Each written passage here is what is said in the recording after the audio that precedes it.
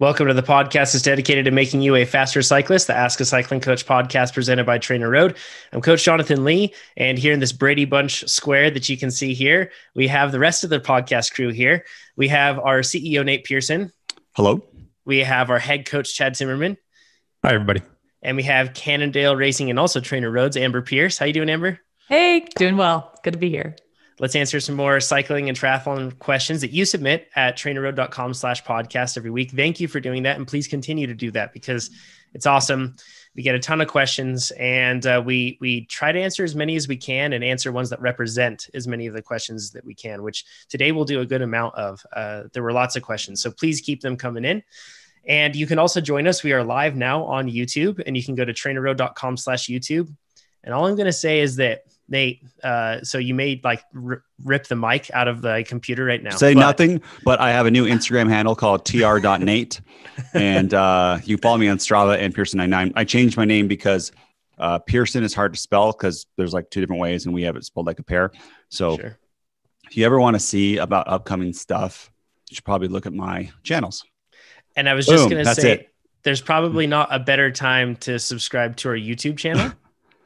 That's all I'm going to say. So subscribe to our YouTube channel and stay tuned. Hit the little bell. And if you're watching us live right now, thumbs up would be fantastic because that helps a lot. So if you're watching, go down, click the thumbs up, and then feel free to chat with all the other people that are watching and joining right now. Pretty awesome stuff. We'll answer some of the questions you've submitted throughout the podcast toward the end. So with that, a couple things to cover really quick. First thing, now Plan Builder, which is our automated training plan builder tool. It's now in the Mac and PC or Windows apps, which is pretty cool. So before it was just on the website and now it's inside the app. Plan Builder is, we've talked about it plenty of times, but this tool is awesome. If it was like its own little server right now, it'd probably be smoking after all like the, the changed events and everything else. We've all been using it a ton, I'm sure, as all the changes have been coming in, but it calculates your plan for you, builds in rest periods, builds in rebuild periods, resets you, and trends you to peak fitness from event to event all throughout the year. It's awesome. And now it's inside the app. Another cool thing is, sorry, I haven't talked this morning yet. We shouldn't say what we're building, but I just want to let everyone know Amber is a product manager working on improving that and improving training plans, which is really cool. And I've seen some stuff in like testing, which is pretty rad. So good job, Amber. Exciting. Can't wait to see it come out. Thanks, boss. And with that said, too, within the apps there, you can do basically every calendar function that you would do. So you can add within the app, you can add annotations, you can add specific events, you can add tons of different things, which is really cool. So yeah, you can add all that stuff in and check it out. And then on the other side of things, we also have some great content pieces that have just come up. Megan wrote a great article on structured training versus all out efforts. Megan's one of our awesome copywriters. She's been training for years too. Awesome mountain biker and cyclist. Jesse wrote a piece on creatine for cyclists, kind of recapping some stuff that we spoke about last week, which was great. And then we also have some race analysis coming up where we're going to look at Keegan Swenson and Ryan Standish's races, two pro mountain bikers, what happens when they race on the pavement on skinny tires. So it'll be interesting.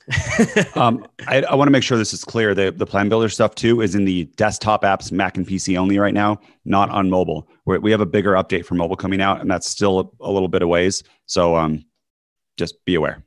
Awesome. Thanks, Nate. And then a final announcement. This is going to be great. Everybody should also follow us on Instagram. It's at TrainerRoad, because on Friday, this is the best.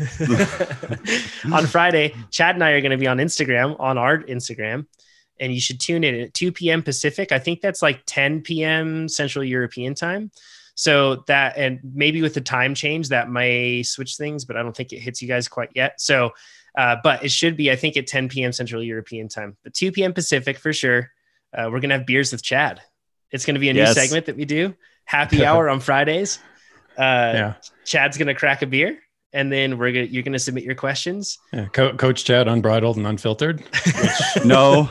For your information, is basically what you're getting right now, just more cussing. Well, we need a filter.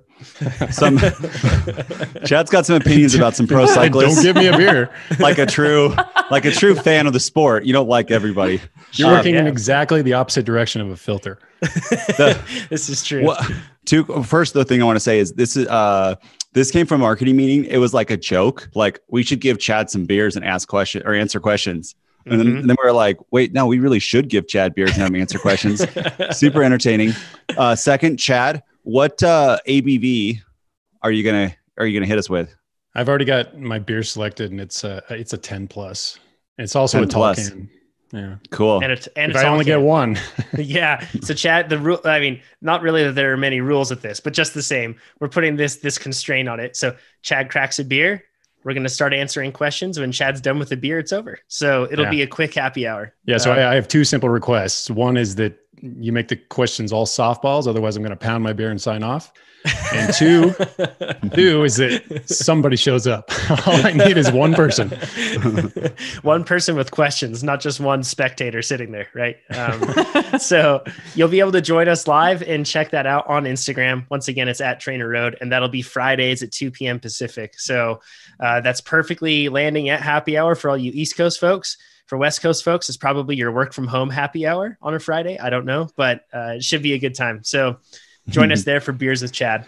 Someone in the live chat said a Chad truth serum. There's not required, Chad. Let it run, brother.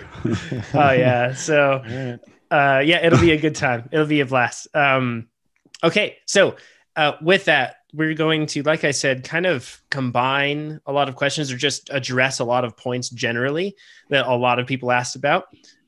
Clearly, the topic of what's going on right now, COVID-19 and the viral outbreak and everything else, lots of different questions. So Nate, probably best just to reiterate our stance that we're not going to give you any medical advice, right?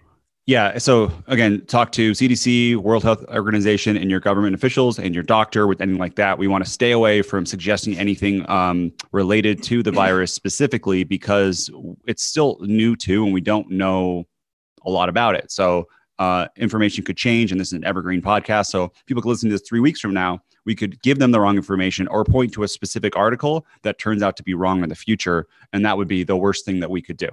So in general, we could give you advice on training while you're sick, like on other days, but we don't want to do anything like that now because, in the past, we kind of have an understanding how people get sick, but with this, we don't. So that is why we are not answering any of those questions.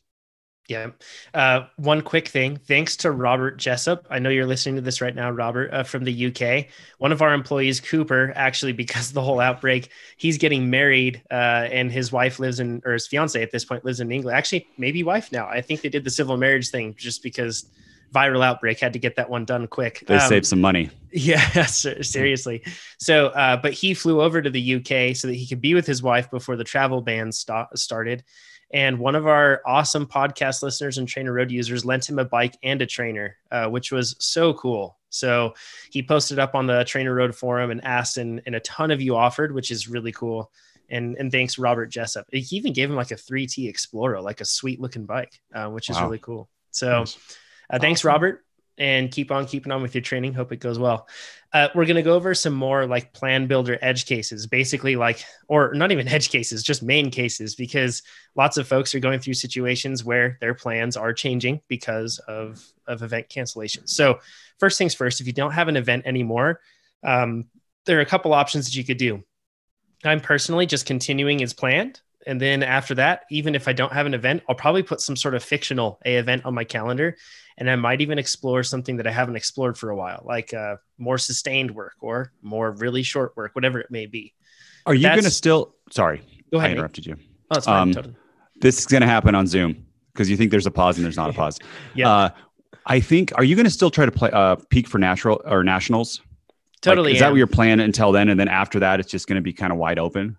Yeah. And I honestly don't anticipate that nationals will happen. I don't know. I mean, I think that I would be doing myself a disservice if I was still, holding that hope strong, just because it's entirely out of my control. Right. And we all know that we don't know much about this whole situation as it unfolds. So, yep, that's the plan. And then afterward, I don't know yet, but I was even thinking of maybe what I do is, Chad, could be a terrible idea, Amber too. But I'm thinking that maybe what I do after that is I reset into once again, start out a whole specialty plan working for mountain biking, but I drop the volume down and I throw in a couple runs, a couple swims every week. Nate's eyebrows just shot up. You ask them, I'll let them answer, and then I'll give you my opinion. I guess, Chad, first thing on the running, how should I start off with the running? Yeah, I think it's a great idea, especially if you're not banking on nationals happening. I mean, I would never advise that you let your cycling fitness slip, but if you're going to explore other avenues of training, this is an awesome time to do it. It's also a good time to double up on base training for what it's worth. As far as the running, just ease into it gently and pay attention to your body, because you do have a big engine. So it's really easy to go out there and do more than your joints and your connective tissue can handle. Yeah. Like, what is easing into it in your mind? I would start with 30-minute runs, either treadmill or outdoors, but even committing to an hour run can put you 30 minutes from home on the turnaround, such that you have to work through another 30 minutes in a, potentially injured or a pre-injury state. Yeah. Would you advise also like going off of time rather than going off of distance like that in the beginning? Almost always getting into it. Yeah. If you're just logging base miles, you're just doing easy mileage and just trying to work on running economy and just getting a feel for what paces work for you. And, what's your breathe through nose pace, et cetera, then absolutely. And then Amber, how the heck do I not drown on the on the swimming part? Is it kind of like the same concept with swimming? Should I work my way into it? I mean, because I honestly don't think I could swim for a long time anyway, but still. Well, I'm impressed that you've got access to a spot to swim right now. Yeah. Yeah, we have one friend with a pool that we'd be able to access. So, but yeah. Yeah. Swimming is a lot less, it's a lot less impact on the body. So you can probably handle a little bit more volume, but I would just go on feel, if you feel like your shoulders are getting overly stressed, pay attention to that. But, with running, there's so much more to do with your ligaments and tendons, like Chad was saying, with the impact. I think you're a lot more vulnerable on that front than you are with swimming. And to be clear, I'm not planning on doing any of this stuff until after July, after nationals, right? And then at that point, Nate, what were you going to say? Okay. First question, John, if nationals does not happen this year, do you want to go to nationals next year? Yes, I do. But I just don't know where. Here's the thing is I don't know where it's going to be. Right. So I don't know if they're going to go back to Winter Park. I don't know if they're going to go to the East Coast, and while I could certainly travel there and everything else, like there's just a lot more unknown with that. So I'm not 100% committed to it yet. Does that make sense? Is that because of course profile or like travel costs or what? Yeah. So travel and course, right? If it goes back east, I think I would be at a pretty big disadvantage to a lot of you East Coast mountain bikers listening to this. You're very sound technically with riding on slick rocks and roots.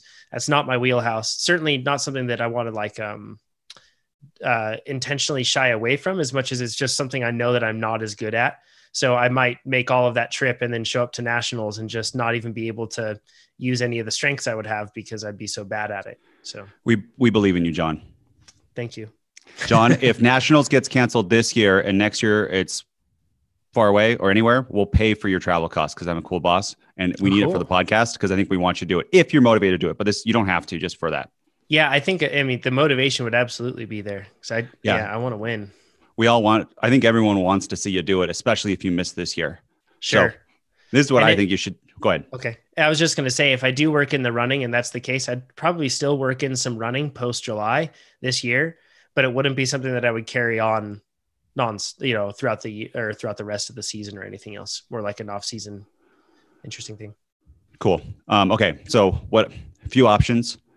If you go into running and swimming, that will probably take away from your build for next year's nationals. So you got to think about that and where your goals are.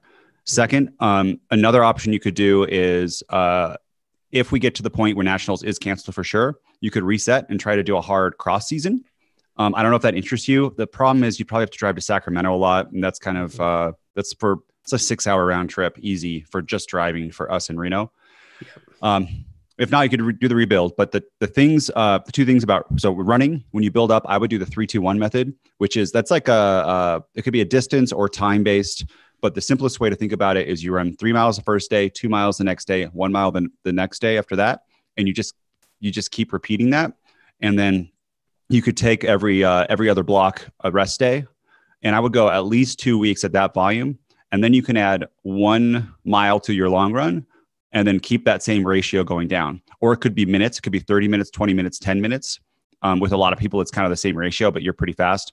And just keep that doing. That's been used for a lot of people to build up running mileage. And it seems like not very much, but once you start adding that, it goes up quickly. And you just want to do that for, I would say, at least 2 weeks where you have no pain to be able to really before you jump up to the next mileage.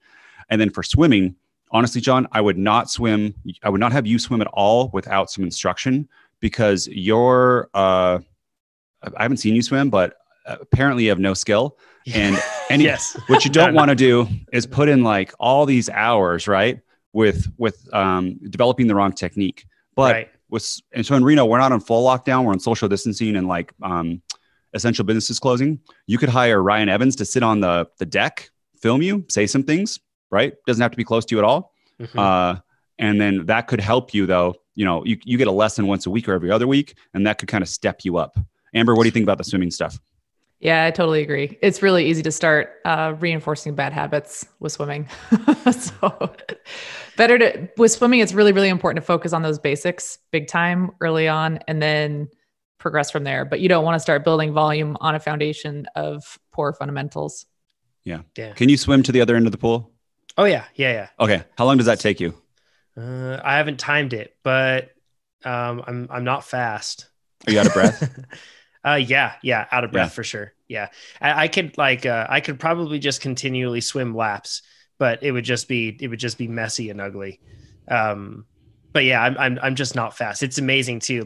Small children, very seemingly out of shape people, everybody, they just completely it's like they're holding onto a rope or something, and I'm just stuck. It's crazy. I think all triathletes have experienced where you're in a community pool, and an 8-year-old girl, you like Amber, will just boom. And then you're like, oh my God, she's just on a kickboard. How is this possible?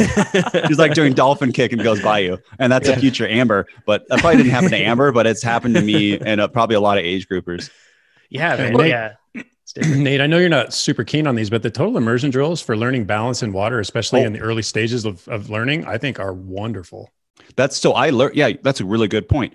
That's how I really got to up my swim volume, is total immersion. I'm a fan of that for getting through it and kind of get comfortable in the water and getting the mileage up. And then for speed, there's a little bit of evolved technique for speed, but just swim all day. It's awesome to complete your Ironman or half Ironman or Olympic. It's a really good technique, especially if you feel uncomfortable in the water. You freak out, you kind of get this glide, and it's what it is. It's a super efficient way to swim. But it's just not the very fastest way to swim. Mm-hmm. So total immersion, you could do that. I think they have videos online that you can watch. Good point, Chad. I really like that stuff. I've checked those out before. It does seem really interesting. And it seems like it's something that all day, you're talking really long distance swimmers, they can probably utilize that pretty effectively, whether it's, bouncing back and forth or anything else. It's pretty cool. Amber, and it kind of forces you to get into the water instead of just panic and try to splash on top of the water, if that's your tendency. So I could see how it would do that. Did you ever use something like that, Amber? Or were you just straight in fast from the beginning? Well, not fast from the beginning, but I was always really comfortable in the water from the beginning. And I think that that's really the key. And I would say, what's encouraging about all of this is it might only require you making 2 or 3 kind of keystone changes to your technique that will have a huge impact on your speed in the water. So, it's not like a linear, you're so far away from where you want to be.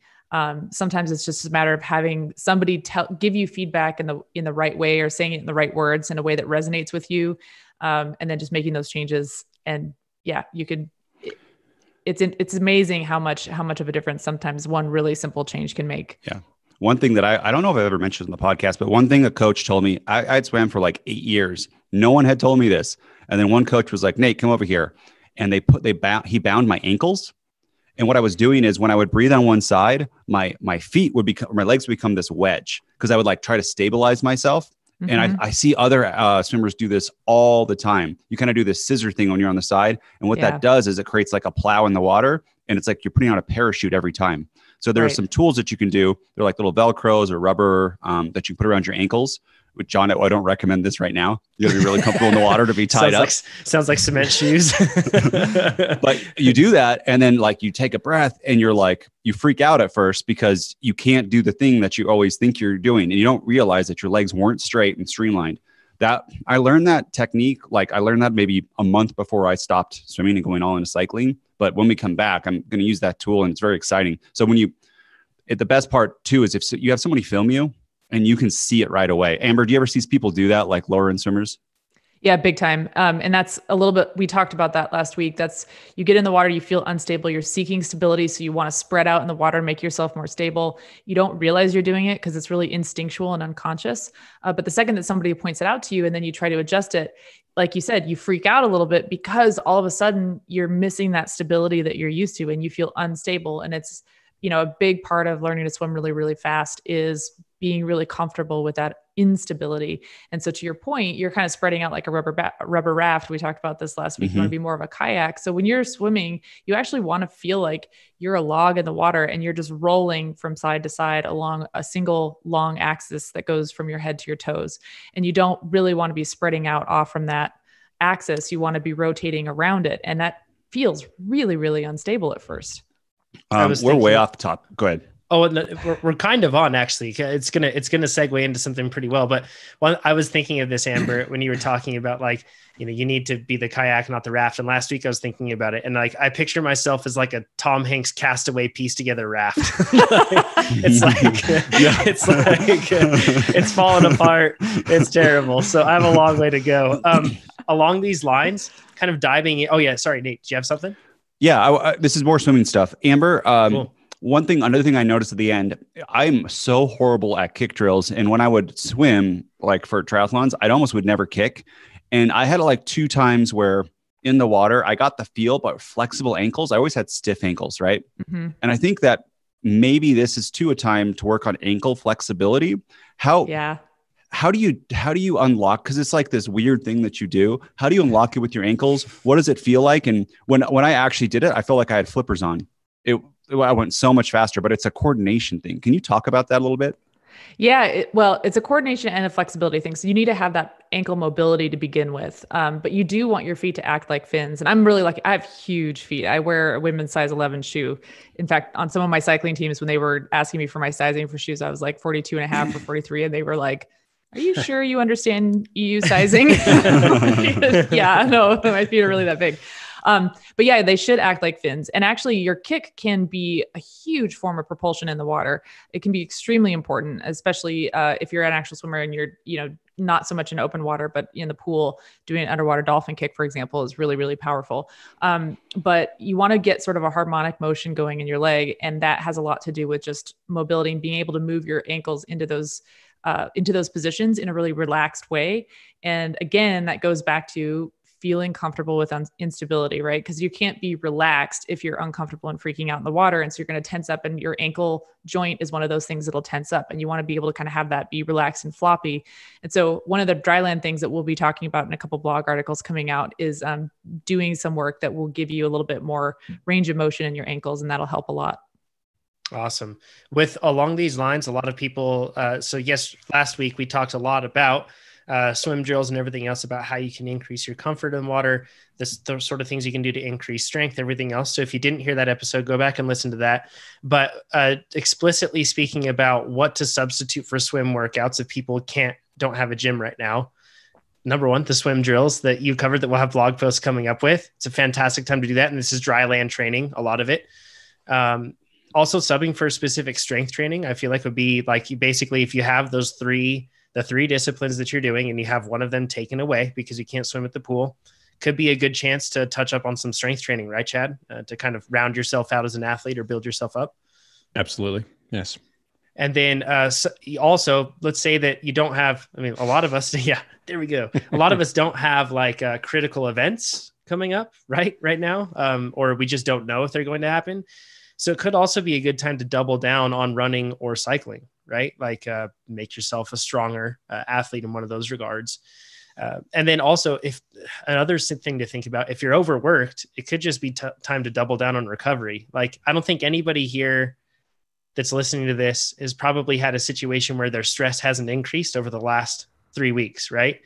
It's like, it's ramping up. So, and we can't just ignore that. So if you step back and look at things, maybe also just taking that time to just work on something that's a little bit different, like and we'll get into this later, but more, I guess, self-care and recovery modalities that you can put into place. It could be a good thing for folks. So yeah, we talk a lot about that stress recovery balance. And, when you're training, you want to have a really good ratio between the training stress and your recovery so that you do have time to make the adaptations that you're seeking through that training stress. But it's really important to understand that when you're talking about balancing stress with recovery, you have to account for all of the stress, not just the training stress. So the mental and emotional stress that's going on in your life as a whole is, what needs to go into that equation of balance. And like to your point, Jonathan, right now, I think there's a whole lot of stress that everybody's dealing with that has nothing to do with training. And you have to remember that that's part of the equation. So don't forget to take that into account. Yeah, if you haven't heard the term, it's allostatic load. That's basically what Amber just described. It's where you consider all angles of stress, every little bit that's being lumped on top of you. And whether you recognize it or not, we're all going through a pretty stressful period right now. And it catches up with you at some pretty surprising times. You just feel it's subtle in a lot of ways, but it's there, and it has to be there for all of us, at least to some degree. Yeah. And I don't think that we do ourselves probably any favors by trying to ignore the forms of stress that come into our lives. That's tough because it always, like you said, Chad, it always catches up with us eventually. But if you can recognize it, then you can actually give it space, right? And then allow yourself to kind of manage it. Before we move into something kind of along those lines, I just want to jump back really quick and cover some explicit things about, like, if you don't have a goal event anymore. So your race is gone, whatever it may be, whether you're a multi-sport or whether you're a single discipline athlete, whatever it is. A couple options. We talked about placing a hopeful or fictional A race on your calendar and going for that. And that could be something that's directly in your lane, or that could be something that is not in your lane, something fun to explore. And another thing that you can do is you can basically just extend out your A race from where it is and just train through that. Or you can do something where you kind of like, I guess, like flip the script even more. So something that I've been seeing a lot of people feel like is that I've had a couple of questions just personally to me on Instagram over the past few days where they say, yeah, but I don't want to restart base. But Chad, you mentioned that like going into base training right now might be a good idea. And considering the fact that they've already built to wherever they are, can you explain why that would be a good thing for them? I really find no fault in literally doubling up on base phase. If who knows how long this is going to drag out, but if we know we have 8 weeks or even the full or 12 weeks to go entirely, maybe 6 weeks or 12 weeks, depending on which phase or both phases of the sweet spot base phase, you're not repeating it. It's not as though your base training is measured in miles and you're going to do 200 miles per week. And then you're going to repeat that 200 miles per week every week. We're training by power. So when we reassess at the end of the base phase, we have a higher number to work with, which means the whole playing field has elevated and we're doing it again. So you're targeting, yes, the same energy systems, but you're targeting them at a higher stress level and therefore providing the stimulus necessary for further adaptation. Yeah. And I think that, like, it's funny, Nate, you and I can attest to this. We've been chatting with Keegan throughout this whole thing. Keegan Swenson. Yeah. Go ahead and drink if you play that game. Tokyo's canceled for all Olympic athletes right now. And if you look at plenty of different athletes, rescheduled, I should say. If you look at plenty of athletes, Nino Schurter included, everything else, Nino's taking a quick break and then he said he's restarting. And I the same thing that we mentioned there that we've seen with Keegan and everything else. Plenty of athletes are looking. This is a great opportunity to kind of restart from a higher position. So it's a fantastic way to go about elevating yourself as an athlete, especially without any event pressure. It's a perfect point. Sorry, Nate. I was just going to say, I said doubling up on base. Well, that assumes you're in base right now. If you're not in base, then returning to base is basically what we're describing here. Mm-hmm. And the mechanical way that would work with Plan Builder is by restarting, right? With where you're at. If you restart and you don't have any events coming up, that's also not like losing. That's not like failing. That's not anything else like that. We're talking about a trajectory building towards something at some point, right? And it doesn't even have to be a specific point at this time for you to do that. And you can do that on Plan Builder. You can just say, well, I want to train like this sort of athlete. You select your discipline and you don't even have to put an expiration date, and Plan Builder will train you through that. So it's plenty of options to do that. Nate, you were going to say? It wasn't very important. He missed his window. We talked over it. Sorry, Nate. Okay. So lots of people were asking this week about working from home and training and balancing all of that. I do think that this is one situation where we are actually particularly like, if you play the bingo card, we've got that one down pretty well because of the fact that we're largely, Nate, we're largely a work from home company, right? Our office remotely. in Reno has half the employees and the other half work remote. And we have an office in Folsom. So we are built to be remote anyways, and people can work from home when they want. So yeah, that's what it is.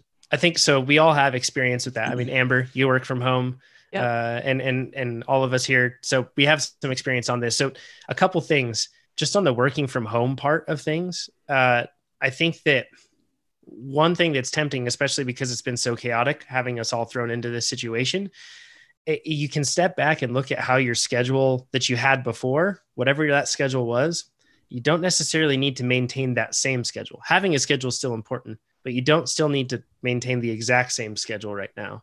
And that can really open up some time for you to be able to fit in training in different spots with more comfort rather than trying to pack it in. That's one thing that I would recommend. Nate, can I elaborate? Please, Chad. Yeah, go ahead. I do agree with that. And I think if you have the flexibility and your old training routine or schedule wasn't working for you, this is a good time to reshape it. But if it was working for you, this is not an excuse to divert from it, because I've made that very mistake. I started postponing my workouts to later in the morning, and that becomes later in the day. That becomes later in the afternoon. Then the evening rolls around, and either I do it and it probably affects my sleep or interrupts my meal time, or I don't do it. And that's happened a couple times now. And I again, if it's working for you, probably don't change it. Yeah. Yeah. With kids too, I think that's like another big thing, right? Like with sleep schedules, right, Nate? We were talking about this. Yeah. I get up at like 7:45 because we start at 8 here. So I get up like right before, and then there's some probably not very professional pictures of me on a Zoom call in bed with messy hair.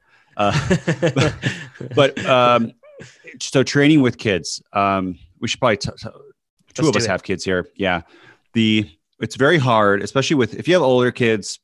I don't really know, but I don't think this is an issue. If they're teenagers, they don't want to talk to you anyways. But if you have really young kids, it's hard, but it's not as hard, especially if they can sleep and they're next to you in a pack and play or something like that. But it's that age that like 2 to, I don't know, 6 or 7, that's pretty hard, where they don't understand that they're not supposed to talk to you on the trainer, and like they don't care what you're doing.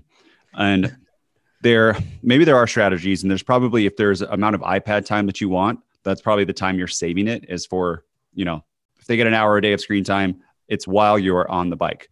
But the thing that my wife does, the number one way to like get through this, and it's really hard to do, is do your workouts before they wake up. And that's before work. That you can be the most consistent. The hardest part is getting up and actually doing them. So setting everything up, like everything completely up, where you just have to, I even put my kid out and that sort of stuff in socks, where you can literally roll out of bed and do it, grab your coffee if you want that, and get on the bike and just start pedaling. Because even 10 minutes, like it's annoying when they wake up in the last 10 minutes and you got an interval and you're trying to talk to them and they're like trying to tell you something about the dream. Not that my kids are annoying, but it gets agitating. Hard, though. It's super hard. It's the cognitive load of trying to talk to them while you're in an interval. And since you love them, you don't want to just like disregard them, right? So like, yeah, it's hard. Yeah, it's complex. I love them, but sometimes, of course. The other, I mean, if you have a significant other too that doesn't work out and they can watch them during that time, that's also an awesome tip. But I think for a lot of people, early morning workouts can be hard with nutrition. I've played with this. I've done different things. I think aerobic, we're all pretty good with trying to do your aerobic without anything in your stomach at first. Drink some coffee, black coffee. Chad and I both like that if you can stomach it. And then as you go on, if you do need carbohydrates, you can roll those in, or you just eat a breakfast afterwards. I don't think that's a thing that people really get messed up with. But it's the intensity that can be pretty hard, especially sweet spot. And I've done 2 different strategies, or 3. The worst one for me is eating like an hour before. I get that hypoglycemic rebound effect. That does not happen to everybody, but I get like really shaky. All the energy goes out for me. I've done Ezekiel like raisin bread with honey on it, like immediately before I eat it and then get on the bike. That's worked pretty well. But honestly, I've just done a gel maybe 10 minutes before I get on and then ride with carbs. And that's worked for me too. So maybe I don't need the extra bread, right? I could do that later. And I would just say, as Chad said too, this is if If you don't have problems, don't change it. But if you do have problems, maybe experiment a little bit with different situations and see what gets you out of bed and what motivates you and what makes the workout a little bit easier for those more intense rides. Chad? Yeah, Chad.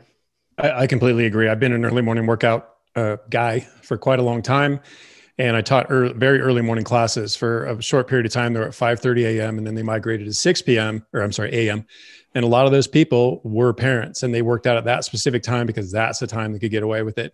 So the early morning workouts, though, it is a difficult hurdle to initially clear.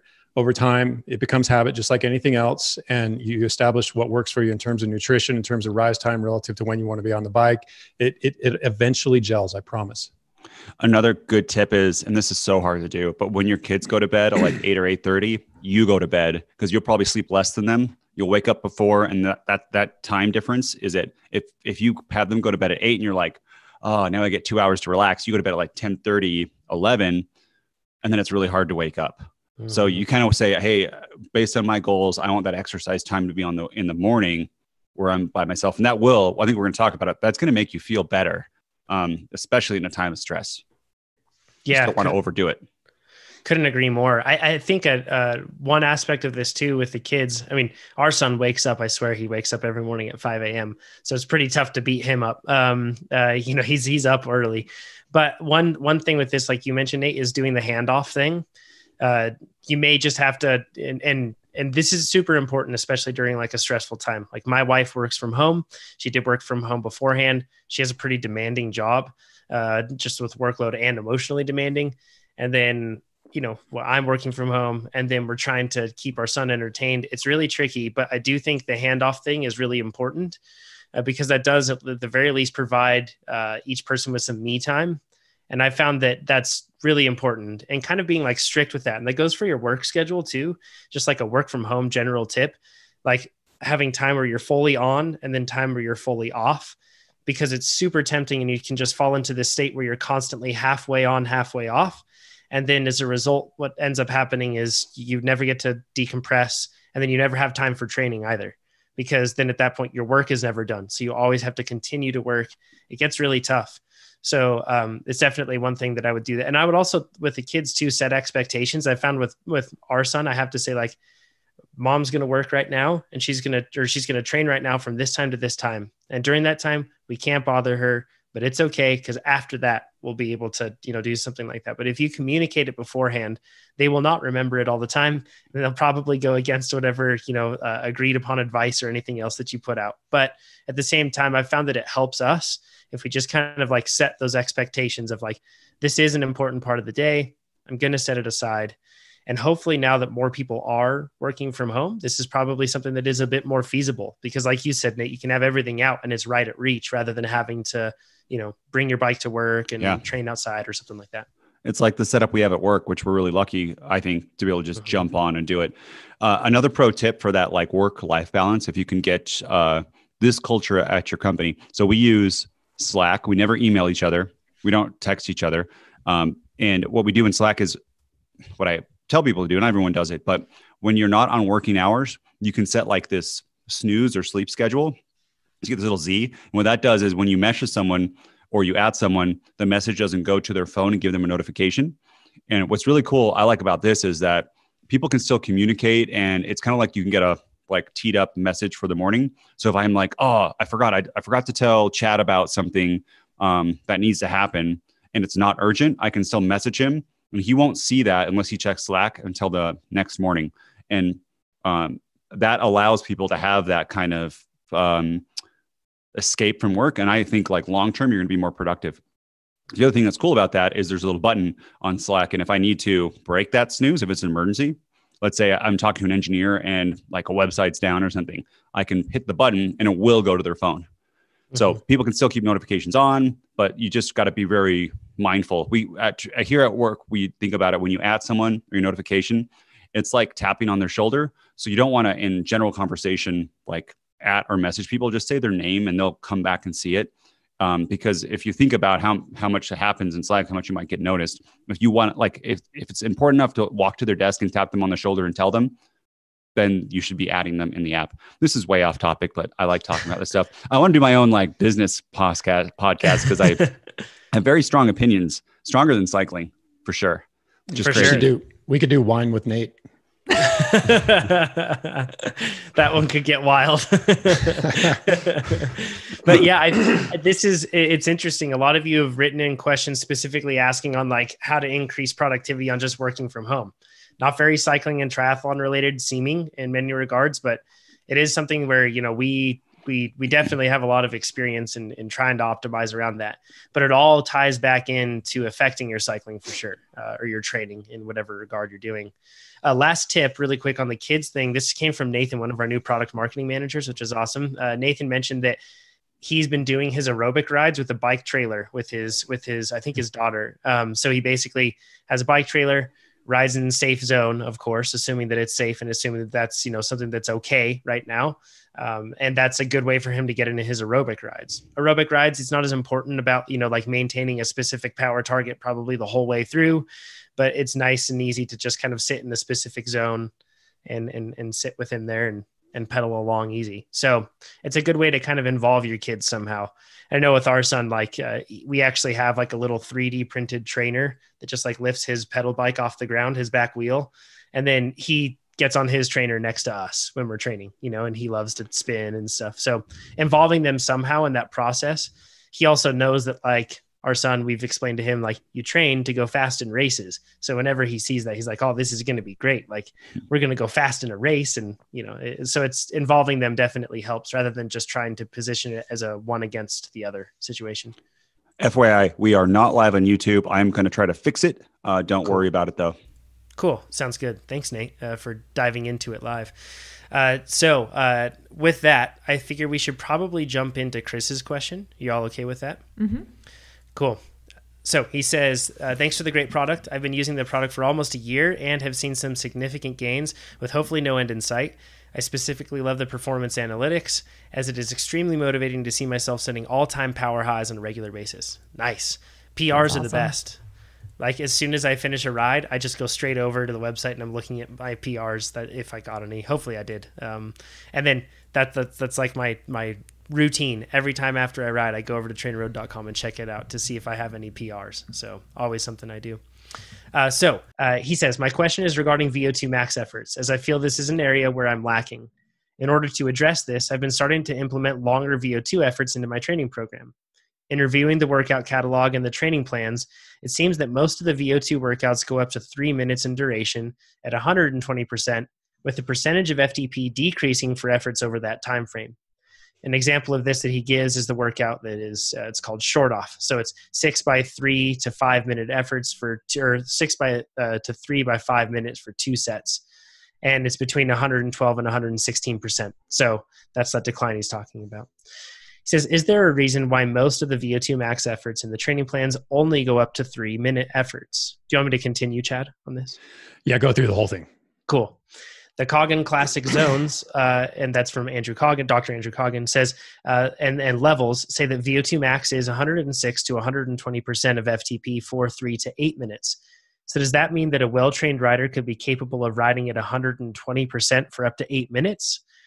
Or that as the duration increases, the percentage above FTP should drop to the lower end of that range? So his assumption is that inverse relationship basically that could exist there. Would a rider gain an added benefit of riding at 120% for 6 minutes versus 110% for 8? Or is it a sign that the rider should probably just retest their FTP? Anytime you can do something that flies well outside of these. No, that's me. Oh, forgive me. That's me, sorry. Chad throwing in notes. Yeah. He says, thanks for the product, or thanks for producing such a great product. So this is like basically a kind of a good opportunity to probably go over VO2 max in general, right? Like yeah. So it is. There's a couple things. Let me jump back to his questions for a second there. He nailed it I got it right on the head. Does that mean a well-trained rider could be capable of riding at 120% for 8 minutes? Or that as the duration increases, the percentage above FTP should drop to the lower end of the range? That's it in a nutshell right there. And I feel like this is actually a really good question, but conceptually, it's a good question. Experientially, I don't think you would ask this question because you would have understood over time that riding at 120% for anything longer than 3 minutes is a tall order. Yeah, for sure. Yeah. I swear, like, it's funny because I feel like you can feel the pain increasing so rapidly with like when you're sitting at 120%. At first, it doesn't feel that bad. Like even 30-second intervals, you're like, yeah, this isn't bad. Let me stop you right there because that is exactly what I'm going to talk to you later. That my favorite coping mechanism for getting through VO2 Max work. Yeah, awesome. Yeah. Typically it's to avoid it, but when you have to do it, I'm going to tell you how to do it. Clever strategy. Okay. So, and your second question, basically anytime you can do something that flies well outside of the widely accepted ranges, it's probably time to reassess. So anytime you can do like a 1.05 intensity factor for over an hour. I mean, anytime you can ride VO2 Max at 120% for over 3, 4, or 5 minutes, probably time to reassess. Okay. So this is indeed a time for me to rehash a topic that is probably, in terms of training science, my favorite topic, period. So I really had to restrain myself and not go off the rails here. I'm excited. I'm just settling in. Let's do it. Cool. Let's do it. Go, Chad, go. I've approached this topic from a number of different angles. So this time I wanted to take a subtly different approach. I'm going to overlap some of the information, but there's definitely going to be some new information in here too.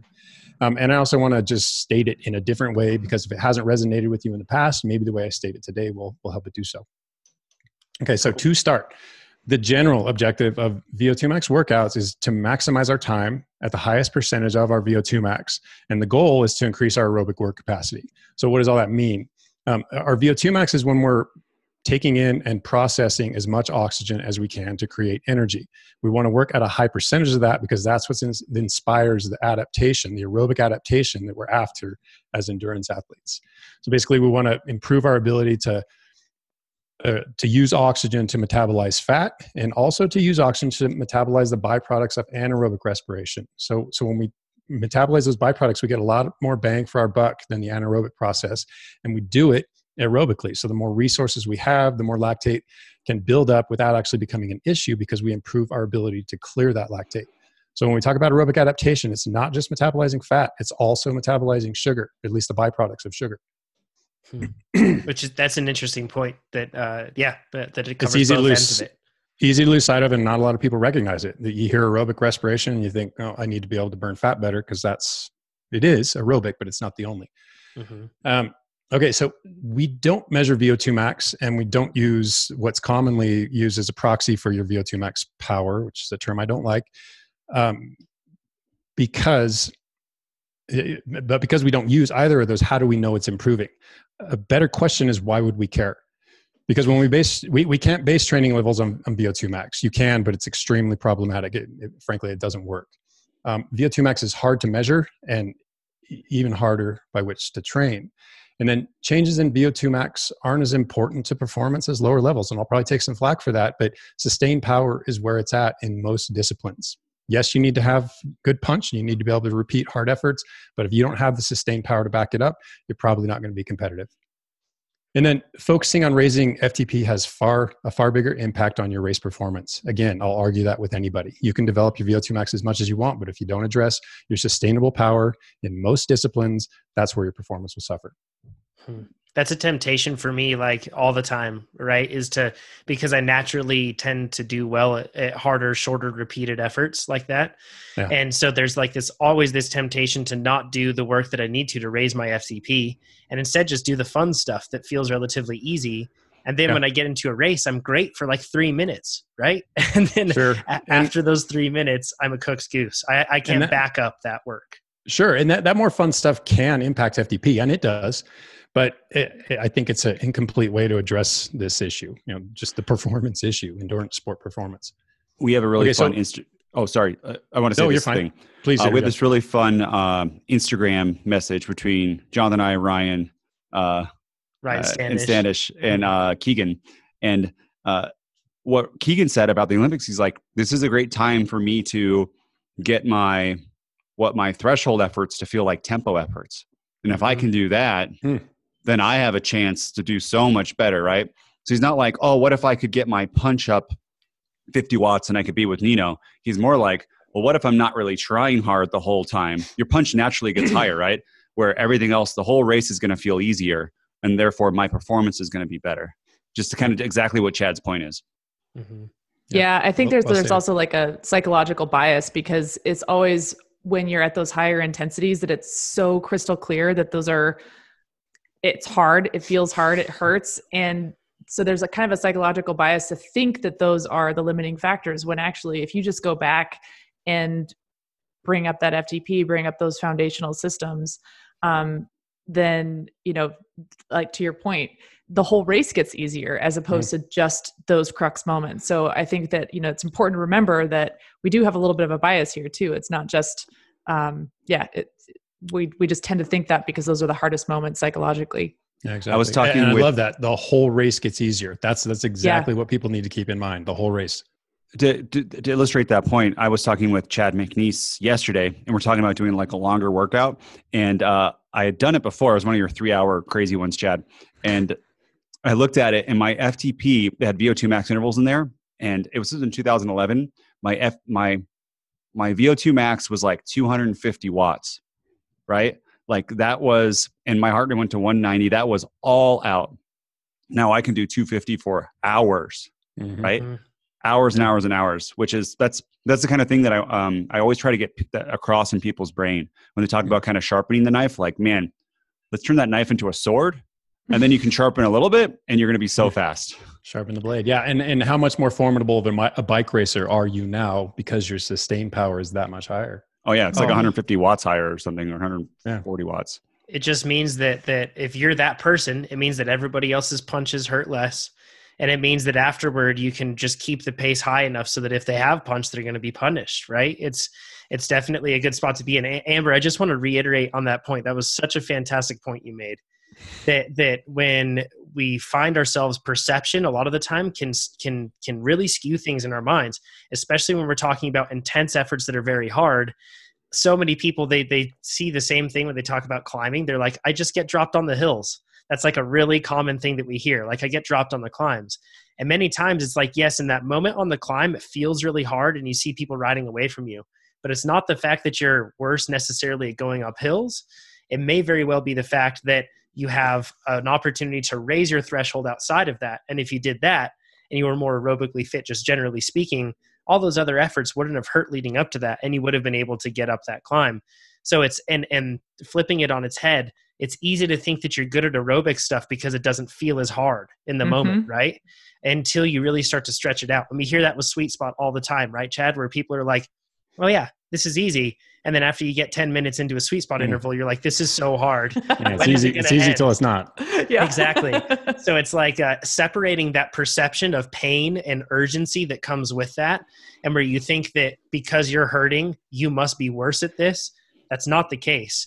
It's just that's training. We push you to different limits, and for different specific goals, that will mean different times and different intensities for sure. So really, really cool point, Amber. I think that's great to kind of separate the head from the body in that regard. Yeah. Chad, sorry, we derailed you. Where do you want to jump back in? Please, let's make this a conversation.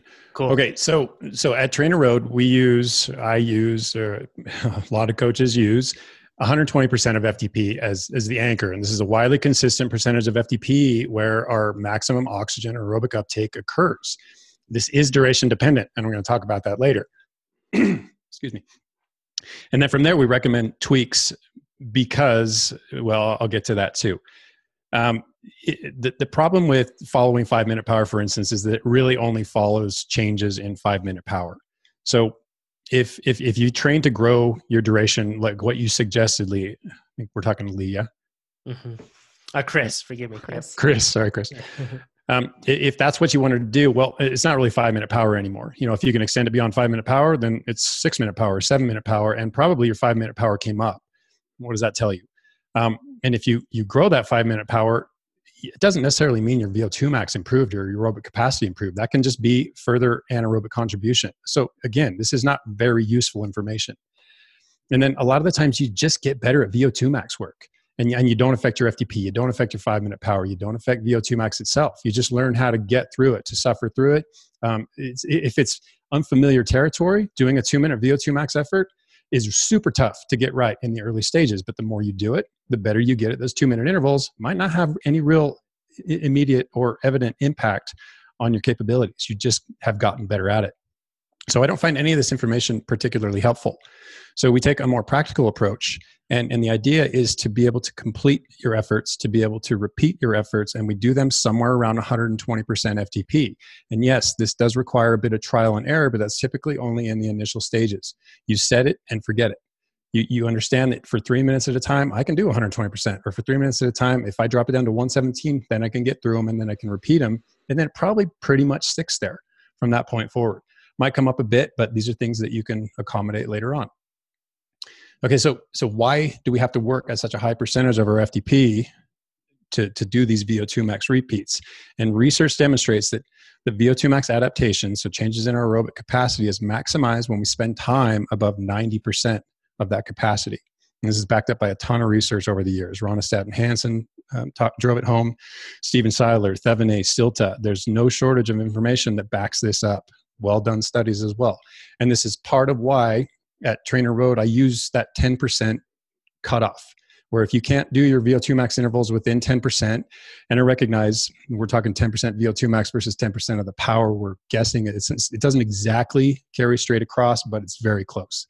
And that's what we use. If you're not within 10%, today is not your day to try to address a system that has to be stimulated in a pretty intense way. Yeah, that's like a common thing that we get where people ask about like the bailout options, and we talk about taking a quick break, whether that's, backpedaling on a smart trainer or something like that, whatever it is. And then we also talk about then, skipping an interval, reducing the intensity, and that reducing the intensity, the question always is, well, how low should I reduce? How far? And, how far? And that's just it when we're talking about this sort of work. Exactly. And so if the end game or the objective over the course of these workouts is to achieve this high level of oxygen uptake or even intake really, then 120% of FTP achieves this in just about everyone. And if it doesn't work at 120% FTP, it works very close to it. But there are a lot of ways to get to or elicit this 90% or higher, this really high breathing and uptake rate. And it's not all done at 120% FTP. We can use short intervals, we can use long intervals, in which case we're going to drop below it and reach VO2 max over a longer duration. We can do intermittent short, which we at TrainerRoad call short shorts, where you're on again, off again.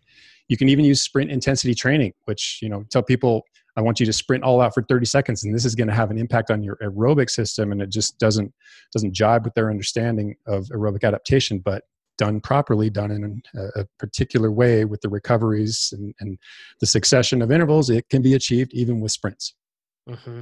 Yeah, so it's not just doing 3 minutes at 120%. I see this, Chad, on your Strava all the time, right? Where I see like the rides, like you do a lot of these short shorts where you can spend and accumulate a whole lot of time up at that work rate, and then since you're limiting the rest in between those intervals, it starts to ramp up. Right. And you're starting to get closer to that peak oxygen uptake that you're talking about. Yeah, exactly. And that's honestly, it's my favorite way to address or to endure VO2 max work. And I'll talk about that right at the close of this.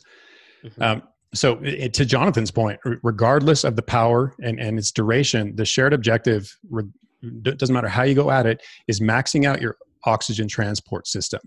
And then your oxygen utilization system, which is another matter.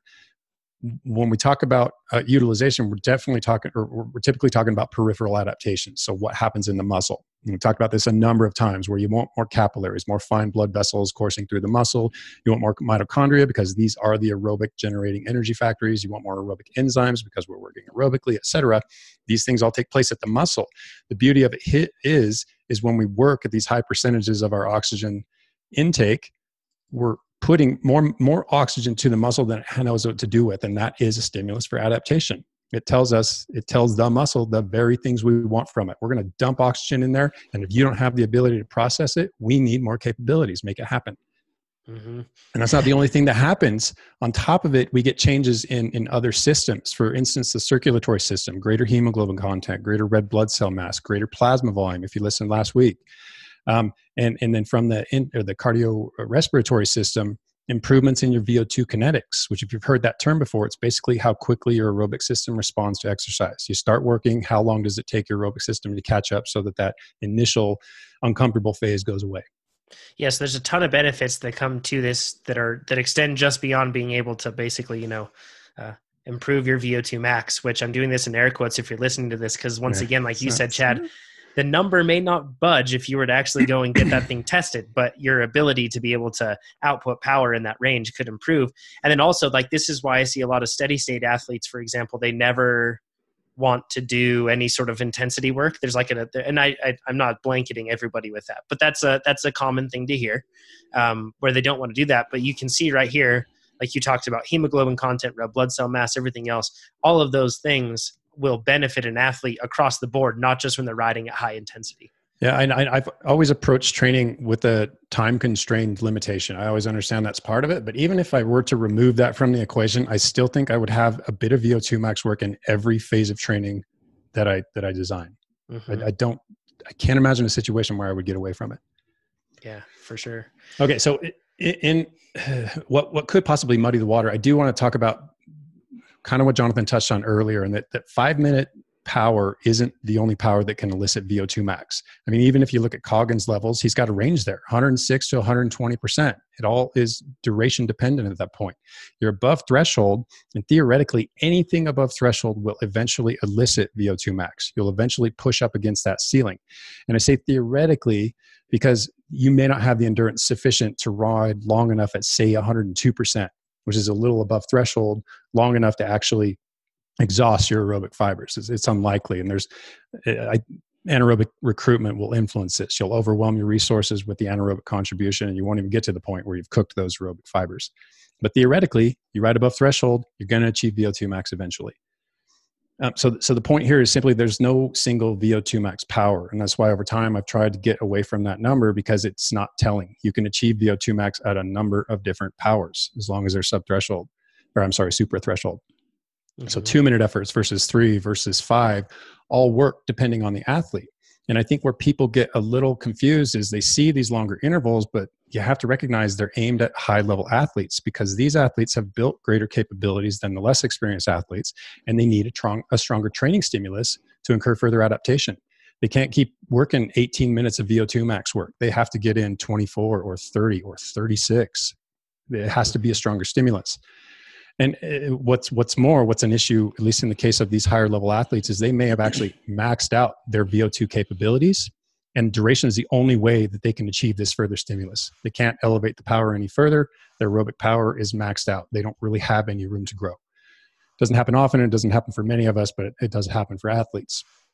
But regardless of whether you're an advanced athlete or a beginner athlete, if the intensity is high enough, you're breathing to your capacity, or what you feel like is your capacity, and you can repeat enough efforts to challenge your oxygen intake uptake system, then you're going to see improvements in your VO2 max, and therefore improvements in your FTP. It's going to happen. These workouts, typically I try to limit VO2 max work to somewhere in the 18-minute to 27-minute per workout range, but that's not to say you can't incur improvement with less than 18 minutes, especially as an early, less experienced athlete. And some athletes do need well beyond that 27 minutes, maybe not well beyond it, but definitely beyond it. Yeah. And you're talking about cumulative time at the end of the workout, if you add up all the time that you spent at that intensity, right? Yeah. But there's a catch there as well. Mm-hmm. And that's kind of what I'm getting to now. So the potential issues with the long intervals, the 6-minute ones that Chris is describing here, is that if you were to take that approach, one could be your workout, especially if you're chasing 120%. Maybe you get through that. Maybe you hold pretty close to 120% the whole time, but that's it. You're not going to have much gas left in the tank afterwards, or motivation for that matter. And you will have spent very little time at the target intensity, because it took you some time to get there. And whether you recognize it or not, as the interval drags on, your anaerobic contribution is growing and growing, and the stress on your VO2 max system it's definitely not optimized. Chad, 6 minutes at 120% sounds terrible. Is this possible? Is this that feeling I get sometimes in those longer intervals where your legs are loaded up, but you're still not breathing super hard? Probably. I'm speculating here, but No, but in that case, that makes perfect sense. I mean, you've got tons of anaerobic contribution, tons of muscle, sugar willing to contribute, but your aerobic system isn't firing on all cylinders. Yeah. Yeah, it's painful. So I guess when you're talking about those like long efforts, once again, kind of going back to the core question from Chris here, why not just ride all the way up to that 8% or to that 8-minute point? Let me give you 3 more reasons on top of the one I just provided. In order to ride at this whole 90% of what you're maximally capable of, you probably, if you were to do a long effort, aren't going to be able to do it anytime soon. So if you're trying to be time efficient with your workout and you do a 6-minute effort, you're probably going to need 6-10 minutes of recovery before you feel mentally and physically geared up to do it again.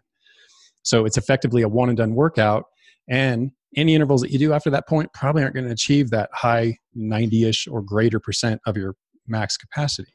Mm-hmm. You'll just be a shell of your former self. Yeah, seriously. Try it and find out. Yeah. These efforts are really, really hard to do right. If you're doing them right, they are crazy hard. Yep. And I'll touch on that too. In Australia, I'm going to not humble brag, just brag. I did 4:17 for 8 minutes up a climb, and I was shelled for like a day. Right. How much is that relative to your threshold, Nate, roughly?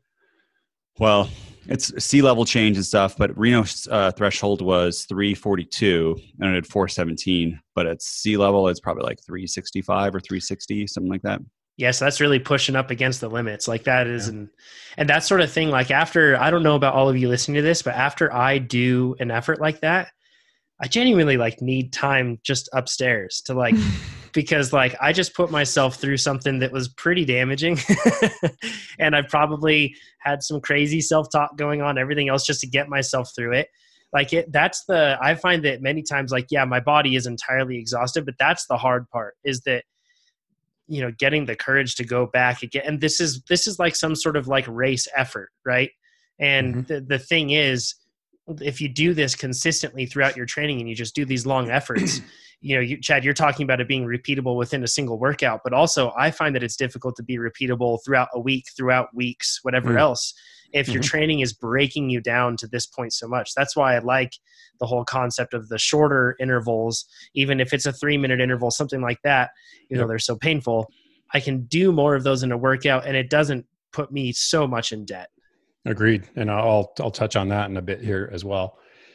So third point, why these long intervals just aren't my way to go, aren't the way I'd recommend, is if you find this duration repeatable, you're probably not operating at greater 90% of VO2 max. You probably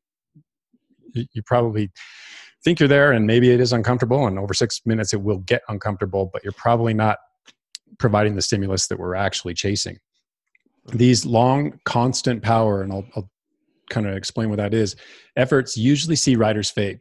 So you may think, well, I can do this for 6 minutes, but over the course of that 6 minutes, your oxygen contribution just decreases. There's a point of probably no return. Well, maybe. Either way, it diminishes over the course of that. So even if you can make 6 minutes last, the productivity of those waning minutes isn't as high as it could be if you broke these down into shorter intervals. And again, there are a number of ways to do that. The intermittent protocol, where you're on, off, peak and fades, where you hang on to a high level and then decrease. And I've got some very good information on that to close this out. And then the lift and sustains, where you gradually work yourself up to your VO2 max and then you hang on for as long as you can. But again, that's not going to happen for 6 minutes at a time, not in most athletes. And then finally, why not to do long intervals is they're soul sucking. VO2 max intervals are hard, period. Long VO2 max intervals are punishingly hard. And that takes a psychological impact too, that does not set you up well for your next workout. Oh yeah. There's not, like, when you get really destroyed by a workout, it takes a lot of courage to go into the next one. Like it's pretty hard. And if you just have to call on that every single time you train, all you need is one small thing to come in and like, you know, a wrench in the spokes. It doesn't have to be a big one, just a very small one. And it's enough to derail you, right? Like it just puts you on the ropes. That's a really good point, Chad. I think we associate with the harder it is, the better the adaptation is.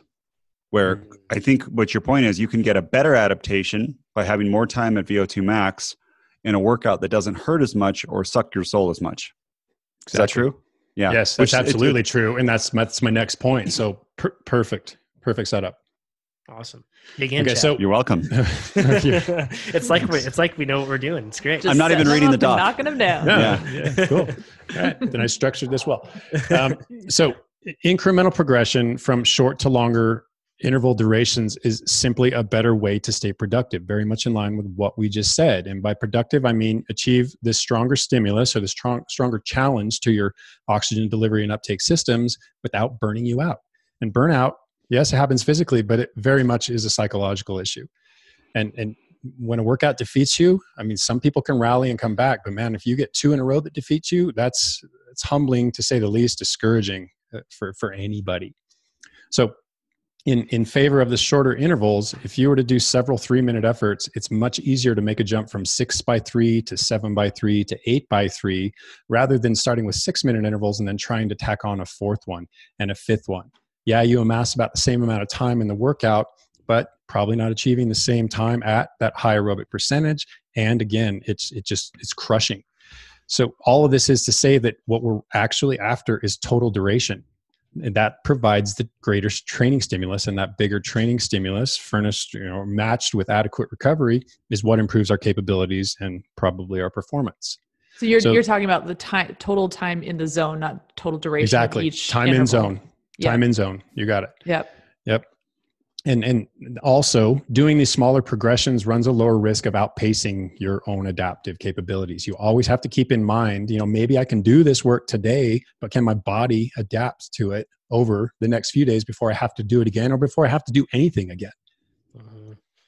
Chances are you can fit in, like, if you look at that too, like, when you're talking about outpacing your own adaptive capabilities, chances are you can fit in multiple 3s, right? 3-minute efforts where you're sitting at that intensity. Because once again, if you sit at the intensity, it's specific intensity, specific things happen in your body, which is what we're after, right? So yes. If you can increase the amount of time there, you can do it. And if you ask yourself, can you do 1 more 3-minute interval versus 1 more 6-minute interval? In fact, if we're talking about this, I'm basically certain, and I might be screwing myself over here, but I'm basically certain I can't do another 6. Like, if one's been done, it's going to be so hard. Yeah. And I think it's a little easier to, you don't want to bail on an interval anyway, but if you force yourself to gut out that last interval, it's probably better in the long run that it was a 3-minute interval and not a 6-minute interval. Right. In terms of recovery. Yes. Mm-hmm. Yeah. Okay. So a further point, a finer point, and then one that's a little tough to address, but again, with a bit of trial and error, this is what we're homing in on, is that ideally we want to use the minimal power output that elicits our VO2 max, that pushes us up against that ceiling. Because this affords us not only the most time at VO2 max, but it does it with the least physiological and psychological stress. So if 115% of FTP works and pushes you up there to that max breathing, and you can barely complete the intervals, but you can hit the next one and the next one and the next one, why would you want to struggle and potentially fail at 118% or 122%? These intervals are flexible, and you need to recognize that if you time and again have failed, it's time to dial them down, figure out where they're completable, because that's the stimulus we're seeking. And we're not looking to push you to a point of failure. We're looking to push you to a point of difficulty and repeatability. Right. You're looking for the minimum effective dose. That's exactly it. The MED. You got it. And so Chad said the last sentence, repeatability. And this is why we don't just test like in one effort what it is, because the repeatability is still not tested. That actually gets discovered in workouts. And that's why in the text we have about adjusting the percentage. So you could say that like it would get us not very much farther at all. Or it could be worse for some people if they have a really big anaerobic contribution. But it's the repeatability that we're after, and that the workouts are, you want to increase that, you can get more time, and you're also a better racer. You can see if you can repeat, you do the 1 hour version of a VO2 max workout, and you work up to a 2 hour version of it. Like in a race, you are better. You don't need any stats, right? That's just a greater work capacity, whether it's anaerobic, aerobic, and it's going to be aerobic. But that's just more work that you're capable of doing.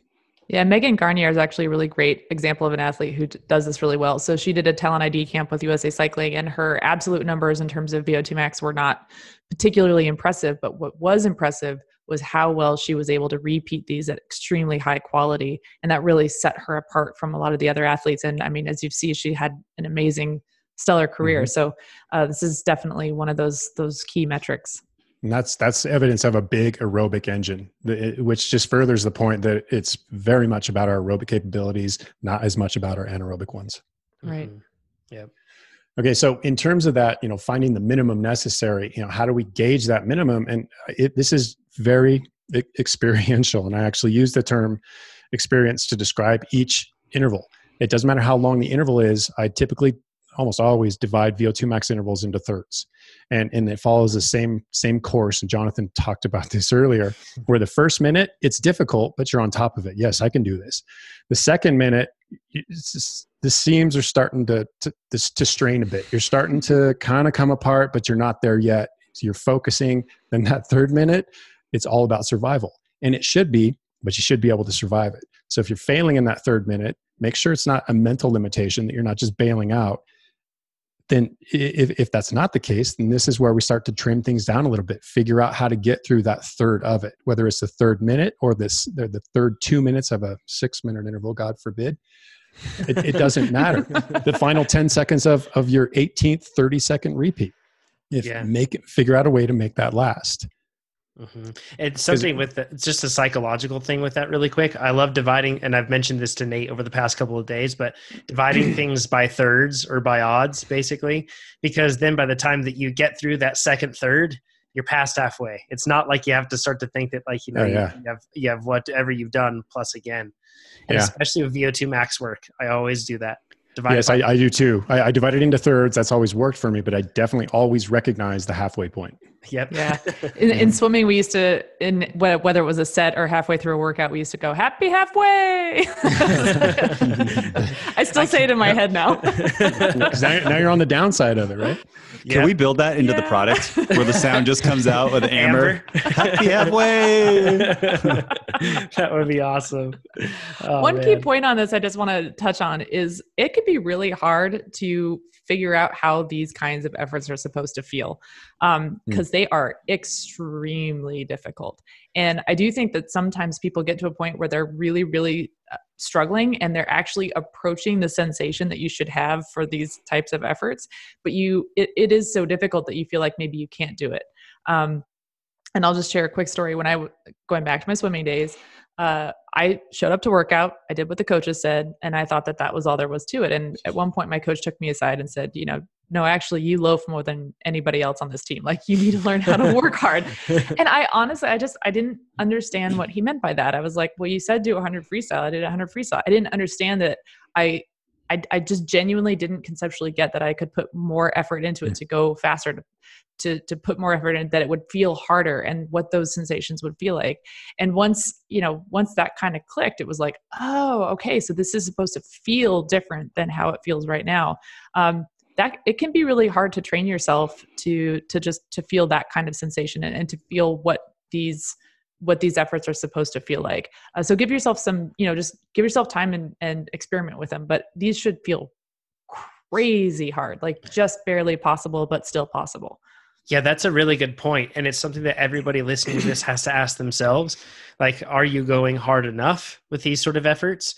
And because there's no way for us to answer that for you. Right. Like you said, Amber, it's something you have to feel out. But I do know from personal experience that there have absolutely been times where, especially like in the beginning of the season or something like that, like the first VO2 workout that comes up. And after I do like 1 minute at VO2 max, I'm like, oh my gosh, no, that was terrible. It's so hard.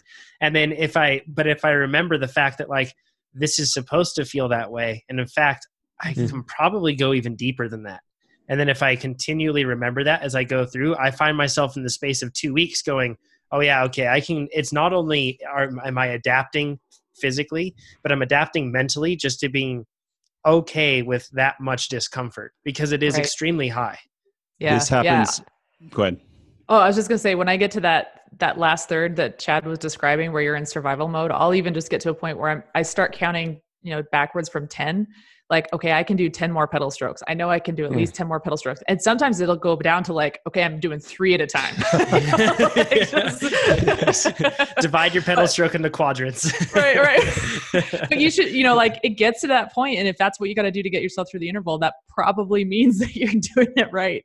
To what Jonathan was just saying, this happens when you start VO2 max. Like even in the first interval, I'm like, my FTP's wrong. My power meter is not calibrated right. And then by the end of that workout, like I'm more used to it. I'm like, okay, I got through it all. But it's like you doubt everything in your head. You're like, I'm gonna switch sports. Like I'm gonna start lifting weights. This is way too hard. But you get used to it. That's actually really normal. It happens to all of us. Yes, it's a very salient point. If you have never put yourself in a position of doubt, you're not working at VO2 max. That's a good way to sum it up. Okay, so let me close this out with just a couple quick discussions of a couple studies that are particularly germane to everything we've covered so far. I don't want to give the impression that long VO2 max intervals don't convey training benefits, because they absolutely do. The longer, what are termed constant power, so you start out at 120% and you stay at 120% in this case, do in fact offer a great potential to accumulate really long durations at these high percentages of VO2 max, everything we're after. But most of the research, most of the coaching, I mean, so much of this, they deem long VO2 max intervals as being in between a 2 to 5 minute period, or a 2 to 5 minute range. So even at the upper end of it, we're not talking very long efforts, because again, they've recognized where the benefit lies, and it's in the shorter, more productive durations. But these are constant power efforts. And there's a distinction, which I'm going to compare a Seiler study to a Bilat study that will highlight how you can definitely go about it in a couple of different ways. So back in 2013, one of Stephen Seiler's studies was they compared, and this study has been replicated in a number of ways, number of interesting ways, but they did 4x4 minute intervals versus 4x8 versus 4x16. The athletes were simply told, right at your highest possible output. One of the criticisms of this study is that it was done as a percentage of heart rate, which in itself is all good and fine, but they didn't even measure power. So we can't even tie power to these figures, which just blows my mind. But you know, whatever. I'm not trying to criticize, just rather I would love to have that power data also. And what they found was with the 4-minute efforts, athletes were operating pretty close to 94% of their max heart rate. With the 8 minutes, they were close to 90% of their max heart rate. And then with the 16s, they're basically riding threshold. So roughly 88% of their max heart rate, all this within, plus or minus 2%. Unfortunately, again, this is done as a percentage of heart rate, but I can assure you that none of these 8 and 12 minute efforts was done at 120% FTP. No way. Even those 4-minute efforts, I don't think they were that high. I'd bet quite a lot on that. I'd bet my life on the 8 and 12s. No way. And then what they found is that these 8-minute efforts showed the greatest improvement on performance. And reason being is these 8-minute efforts afforded the most time at that high percentage of VO2 max, at that 90% plus. And then from week to week, they allowed the athletes to repeat these percentages, or these long durations at a high percentage of VO2 max without outpacing their adaptive capabilities, because the intensity wasn't too severe. It was severe enough, but not too severe. So long intervals do have their place, but again, they're not going to be done at such high percentages of FTP. And then finally, I mentioned that there are other ways to skin this cat to reach and maintain this high percentage of aerobic uptake intake that aren't steady output. And one of them is to do an all-out effort where you basically achieve VO2 max, and then you settle in above FTP, but only far enough to maintain VO2 max. And Veronique Bilat did this back in 2013 also, coincidentally, where she would have the athletes, I don't remember the protocol, but they did something that was short duration, very high power, got to VO2 max, and then over the course of however long the interval dragged out, they simply took power off, all with the goal of maintaining their high level of aerobic uptake. And I think they held them at VO2 max, did a ramp test, got their VO2 max, and then made them stick at VO2 max. And what they found was most athletes could carry a single VO2 max interval to 12 minutes with power decrements. They even had one athlete that dragged it up to 26 minutes. Oh my gosh. So you want to talk about productivity, that's 26 minutes of VO2 max work done in not a single workout, but a single interval, because they doctored it in a particular way. Mm-hmm. We can also do this. It doesn't have to be a steady effort or a steady output, or in this case, steady effort, because the output dropped. You can use shorts, and I'm hugely fond of these, as you probably recognized, where you work for 15, rest for 15, 30-30s. I really like 30-30s and whittling them down to 30-20s, 30-15, 30-10s, because over the course of each of those, you can effectively get 12 minutes at this 90% plus of your aerobic capacity, this very high percentage of your aerobic capacity. And man, it does not feel like 2 and 3 and 4, well, 4-minute efforts for sure. But even the 2s and 3s go by painfully slowly in comparison to 30-second efforts, even with these really brief recoveries between them. Mm-hmm. So just to say that I want to summarize, on our plans, we have a lot of those shorts. We can get similar adaptations without the amount of pain and suffering of the longer intervals. We still work up to like these 3-minute intervals, or we go lower. We do longer intervals like Mount Aliska, I think that's how you say it, where it's like Alyeska, 9 minutes, 4 minutes at 109%. Yeah. And all of these things too, though, I think some of the longer ones as you build up to them too, just helps you in a race situation. Absolutely. And they help you achieve a lot of time at that high uptake. So if you can gradually work up to those long durations, man, they carry a lot of bang for the buck. So you have to adapt to them over time though. And they're an alternative. You can go that route. You can go the short route. You can go the we combine it route. Yeah. Yeah. We do shorts and then it flips over, or you do like hard starts, you get it ramped up and then you stay high after that. And there's a whole bunch of different ways he does it. Yeah. When you do those ones, when you start hard and then you settle in at your threshold, or somewhere around threshold like that, man, that number feels very different, right? There are some of them that are over threshold. You start high at 120 for like 30 seconds, then you go at like 109, and I am dying at the end of those. But that's very race painful, situation. But they work and they are very realistic. Yes. It's a bridge or a break. And then this is a finer point, but I do want to clear up because there's been some recent confusion, and I hear this all the time. Bilats have become synonymous with VO2 max repeats because Véronique Bilat she's a French biologist, physiologist, researcher, very well published, very well respected for whatever reason. Probably because I think she showed us that 30 on 30 off was an effective way to train VO2 max.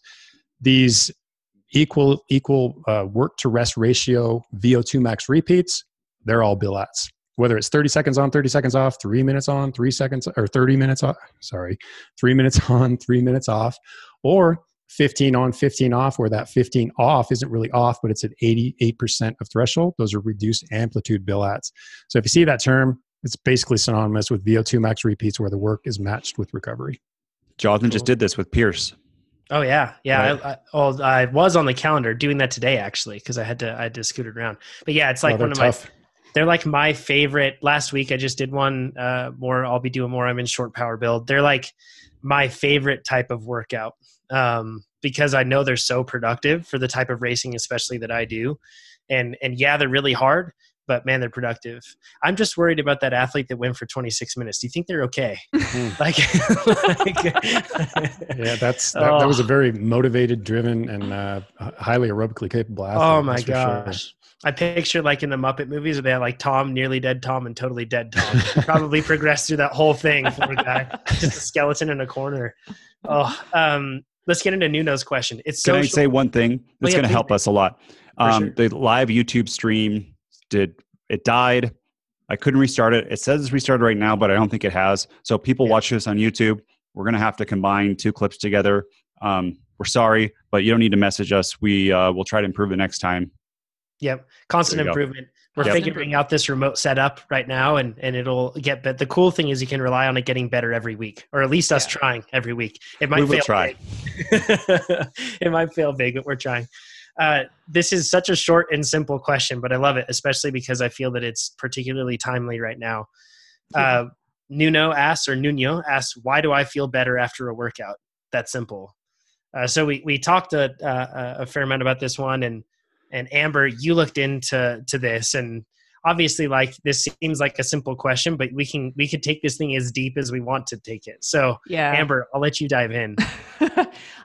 So feel free to jump in at any time, but this is a really fun one. And I love this one because I love how I feel after working out, and it was really fun to get into this. And honestly, what we'll talk about today is just barely the tip of the iceberg. There is so much more you can get into on this. So if you find this interesting at all, I really encourage you to jump in and get into it, because there is a lot. We could go deep in the weeds on this. this and talk for hours, but we're not going to do that to you today.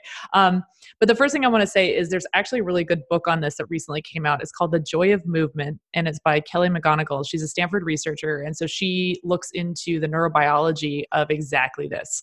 So what is it that is so awesome and feel good about getting out and moving your body and exercising? So she really digs into the science on this, but in a very, very accessible way. So I highly recommend that book. And then she does make the point that it's not just about working out either. Movement in general boosts mood and a sense of well-being. So this can be dance, it can be going out for a walk, and even just walking up and down stairs. And we'll get into more about why. So first off, if you're listening to this podcast, we've talked a lot about how exercise has tons of benefits, as we know, and these are both acute and long-term. So you can get actually even just like a really big cognitive boost right after a workout. And then there are also long-term cognitive benefits. We also have physiological benefits that we know about. But to Nuno's question, I really want to get into the feelings today. Let's talk about feelings. I'm in. Let's hit the feels. Gonna hit the feels. So there's at least one meta-analysis that came out in 2013 that looked at high quality randomized trials. They looked at 39 studies with a total of 2,326 participants. And they found that exercise does actually improve or alleviate symptoms of depression. So we do know that there are some really great mood boosting qualities of working out. And we're going to get into a little bit of why. So probably as we say this, and somebody talks about feeling good after doing a workout, the first thing that comes to mind is, oh, it's that endorphin rush, right? Like, yeah, we just get those endorphins, get the endorphin high. And that's true that we do see like a big increase in endorphins. But the story's not as straightforward as it might seem. So endorphins are produced in the hypothalamus and the pituitary gland. So these are part of your endocrine system. So we think of the endocrine system, these are glands in the body that produce hormones that influence all of the other systems in the body, as well as the brain. And I'm going to come back to why that's really interesting in a minute, but the endorphins are no different. So the endorphins, they're part of the endocrine system, and they are produced and secreted by the hypothalamus and the pituitary glands. And endorphins are structurally similar to morphine. So they activate the opioid receptors in the body. So that means that they have an analgesic effect. They decrease discomfort and pain. I don't know if you've ever heard the term motion is lotion, but getting out, exercising, it is going to make you feel better because of these endorphins. And then they also increase a sense of well-being and euphoria. So that seems like a pretty straightforward explanation, right? Like you do a workout, you get your endorphins, you're going to feel good. And there is a lot of evidence that shows there's a dramatic increase in blood plasma, the levels of endorphins in blood plasma following exercise. But what's really cool and interesting is they've recently discovered that these endorphins are actually too large to pass the blood-brain barrier, which means that just because they increase in your blood plasma doesn't mean that they're actually getting to your brain, which is wild, right? Because when you think of that endorphin rush and that endorphin high, you kind of think like, oh yeah, my brain is flooded with endorphins, but that's actually not necessarily what's happening. So it doesn't mean that the endorphins aren't affecting the brain. Because I mean, if your whole body has a sense of alleviated pain and a sense of well-being and euphoria, it doesn't mean that that's not going to affect your brain in some other way. And this is where a phenomenon called crosstalk comes in. So when we talk about the human body, we talk about different systems: endocrine system, cardiovascular system, musculoskeletal system. And we think of them, we label them as discrete systems, but we know that these systems are all connected, they're interdependent, they're interrelated, and they're constantly communicating with each other. So the endorphins are, they may be one part of this crosstalks, but what's interesting is they're not directly just flooding your brain and giving you that endorphin rush, which is really interesting. One of the molecules that is called anandamide, and anandamide is one of a family of compounds called cannabinoids, and we have our body makes cannabinoids endogenously, which is they're naturally produced in the body. And yes, it's the same system that's affected by the THC in cannabis. So we do have high levels of anandamides, anandamide and these endocannabinoids in our system after exercise. And these things actually can cross the blood-brain barrier. So yes, they are getting into the brain's endocannabinoid system, and they are affecting that system in very much the same way as THC. So they're going to have an anti-anxiety effect and also some of those analgesic effects. Also in the brain, we're looking at an upregulation of neurotransmitters. So we see an increase in serotonin and norepinephrine in particular. And both of these neurotransmitters are correlated, a deficit of these neurotransmitters are correlated with different mental health issues, including depression. So having more of these, we would assume, would alleviate those depressive symptoms, or at least that's what the research suggests. So we have multiple compounds at work in the body that we know are increasing after exercise. But this is the one that I'm really excited to talk about. This one, you could go really deep in the weeds on this one. And this is the one that I first learned about through Kelly McGonigal's writing. And these compounds are called myokines. Now, there's a lot of different types of these, so you can read all about them. These are secreted by contracting muscles. So this is what's super cool. Going back to, the endocrine system and things like our adrenal glands that are producing hormones like testosterone and estrogen, we know that those manufacture and produce compounds that affect all of the other systems in the brain and the body. But your muscles do the same thing. Your muscles are actually manufacturing and secreting compounds that affect other systems in the body, including the brain, and that are initiating this kind of crosstalk. And these myokines are actually secreted by contracting muscles in particular. So how cool is that? You're actually moving and contracting your muscles, and you turn them into these little endocrine organs that start secreting these compounds. Now, myokines in particular have amazingly beneficial effects. So they are and affecting a lot of these different systems, right? So a lot of the benefits that we see are to the immune system, the metabolic systems. We see cognitive benefits as well as mood benefits. So these things, depending on which one you're looking at, and some of them do multiple things, they can reduce inflammation, they can increase blood glucose control, they can serve as fast-acting antidepressants, and some can even help people recover from trauma. I mean, how cool is this? Your muscles are doing this. I kind of like listening to all of this. I feel like I'm doping just by exercising, but it happens. I know. I know. It's crazy. You're a drug addict. Yeah. Oh, yeah. I'm going to get into that once Amber's through. So I'm going to come out as an addict, actually. So, yeah. Well, it kind of makes sense. I mean, it creates this virtuous cycle, right? Like there's, the more you move, the more it feels good. The more you want to move, the more you're going to feel good. It's a great thing.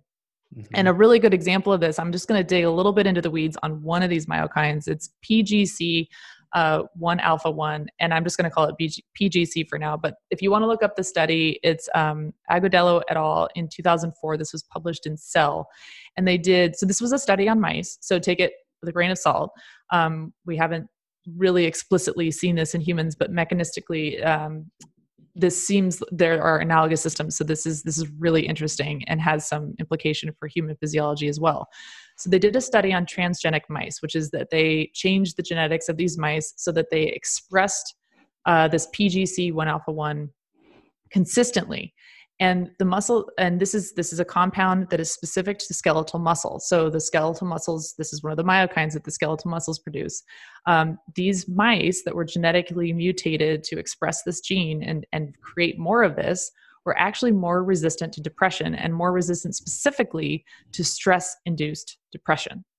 So this compound that your contracting muscles secrete actually has a protective mechanistically protects the brain, protects you from stress-induced depression, which is super, super interesting. And the mechanism that they identified was this PGC, I'm just going to call it PGC, but the PGC affects a pathway called kynurenine, and the kynurenine has its own little pathway, but what the PGC does, in a quick summary of terms, is it reduces the kynurenine that's available to cross the blood-brain barrier. And by doing that, it actually protects the brain from these stress-induced changes that are associated with depression. It's so cool. Then if you go to a study by one of the same authors in 2019, they look at how PGC actually affects exercise. So PGC also increases your ability to use fuel. So it increases your efficiency in using glycogen, but it also increases your fat oxidation efficiency. What? Right? So you go, right? Like, this is amazing, right? You go and you exercise, you're contracting your muscles start making and secreting PGC, which makes you better able to contract your muscles and exercise. So now you can exercise even better and more efficiently than before and make more PGC, which is going to make you more able to exercise better and more efficiently. And the whole time, the more of the stuff that you make, the more it's protecting you against stress-induced depression. It's crazy cool. It's amazing, right? Right?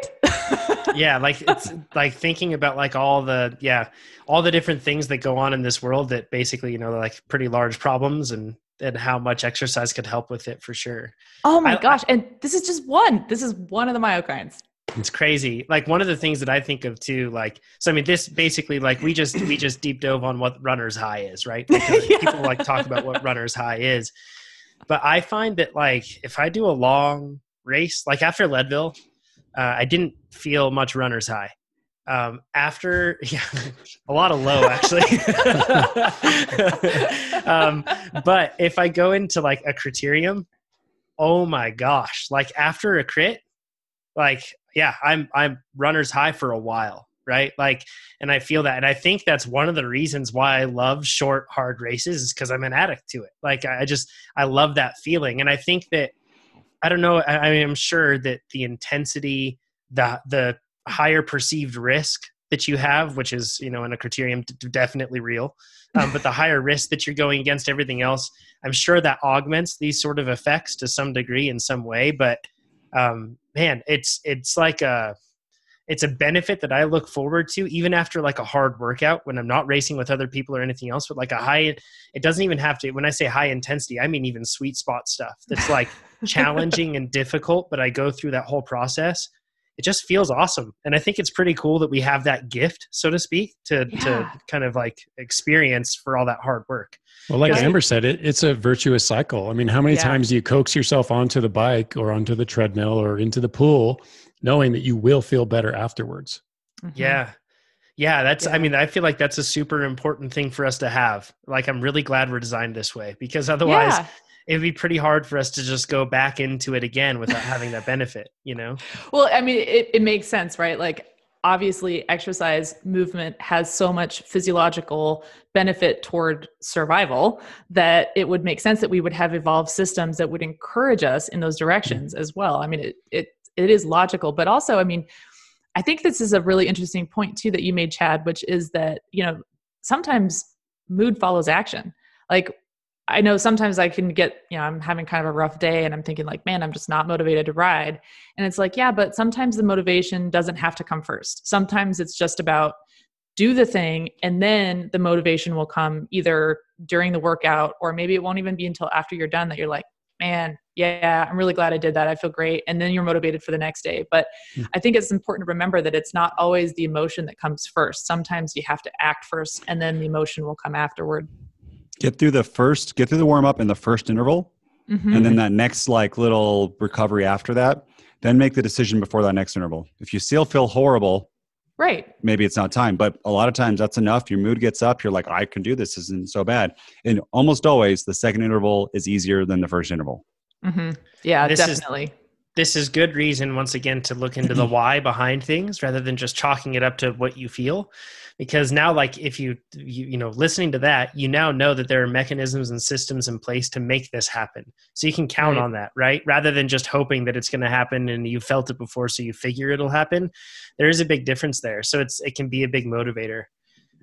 Is there anything else you want to cover on this one before we get into caffeine?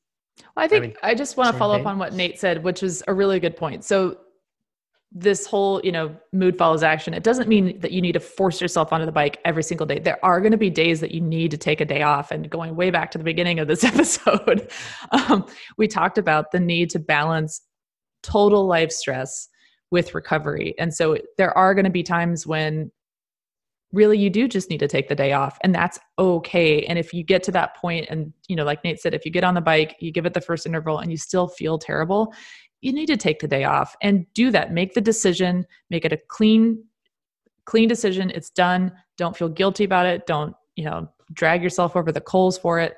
Really just say, okay, you know what? Today is the day. I need to just give myself a little bit more recovery, a little bit more rest, come back fresher the next time. But yeah, just know that your body is equipped with these systems that are meant to encourage movement. And yeah, it's pretty wild. Your body is amazing. This, I think we should probably have this is another product would have Chad's voice in there. We give you Chad just looks like he's saying goody. He can't wait. I think everyone's going to agree on this. We give you permission on those days that Amber said that. The thought you should have is stopping will make me faster. Yeah. Like that's the thought. Like this is what this is my training today is not training. And that is what's going to bring me better in the future. And I think a lot of people can't get around that in their head. And they need someone else to say it. And just Chad has the gravitas. Chad, can you just say what I just said? If you believe it. Then we're going to cut it out. No, I can't. No. Say it again. No, it's a very good point. I mean, sometimes resting will make me faster. Yeah, sometimes resting will make you faster. Indeed. That's it. I mean, we like I said, you encourage yourself onto the bike or into the workout with not the promise of feeling better afterwards, but the likelihood of it. So at some point along the course of that not so great workout, you do have to recognize this is a day where resting is going to make me faster. Yeah. Yep. Yep. It happens. Yep. And doubling down on that in a similar vein, you should put equal effort into your rest as you would your training, because it's very easy on those days to just like cut it off and think you're done training and then carry on with everything else in life. But if you cut it out and you had 45 minutes left, spend that 45 minutes doing everything that you can to recover, right? Like it makes a difference. Yeah. We talked about VO2 Max work and going deep, and I want to describe the difference. There are days where the workout is just really hard. Like I'm feeling fine, but wow, this is a big workout. HTFU, like get into that one, right? Then there are days where you're like, wow, this initial like 50% is really hard. The next thing, like things that shouldn't be hard are extremely hard. Like you just they don't change after the first bit. Exactly. Yeah. You feel depleted. Your motivation is super low and it doesn't change and doesn't improve. That would be a signal. And two, during the rest of the day, you might be tired and might be a little bit moody, extra hungry, not thinking as clearly. Like all of these things, you might be super sore, not sleeping well at night, like getting up in the middle of the night, having night sweats from all of those are like signs that, wow, I should probably be listening to my body. Mm-hmm. Yeah. On the flip side, make sure you HTFU on like you try really hard. And fuel. On some workouts. Yes. Fuel. Yeah. Speaking of, nice segue there, Amber. Speaking of Robert's question, he says, and this will be the last one, by the way, then we'll cover some of the questions that were submitted live from all of you on YouTube.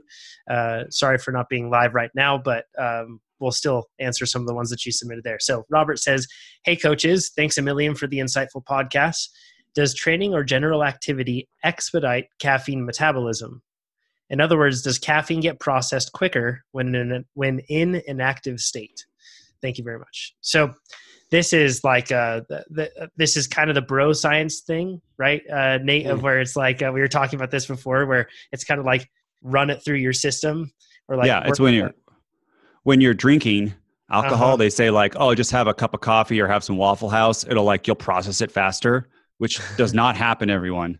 Like that doesn't happen, but people think it does, right? It's just pummeling yourself. It's like Waffle House, like hungover Waffle House is just pummeling yourself down deeper. So do this thing to sober up when really it's just time based for your body to process it. Drink a bunch of water.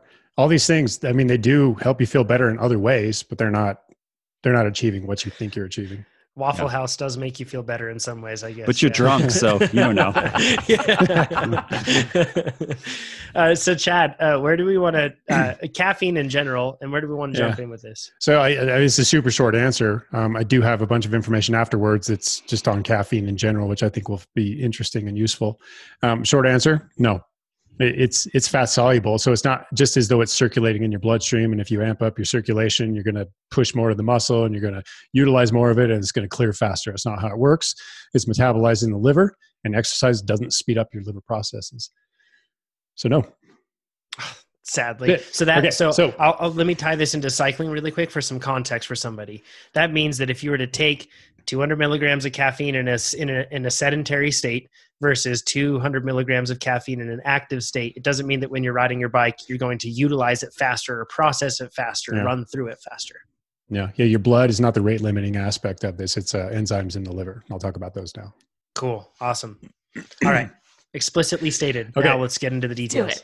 Yes. So this is what I feel to be more interesting information and perhaps actually useful, and it is based on research. There's a lot of bro science out there and a lot of sources to find it. I went to, I don't want to say the name of the website, but it was a coffee producer's website.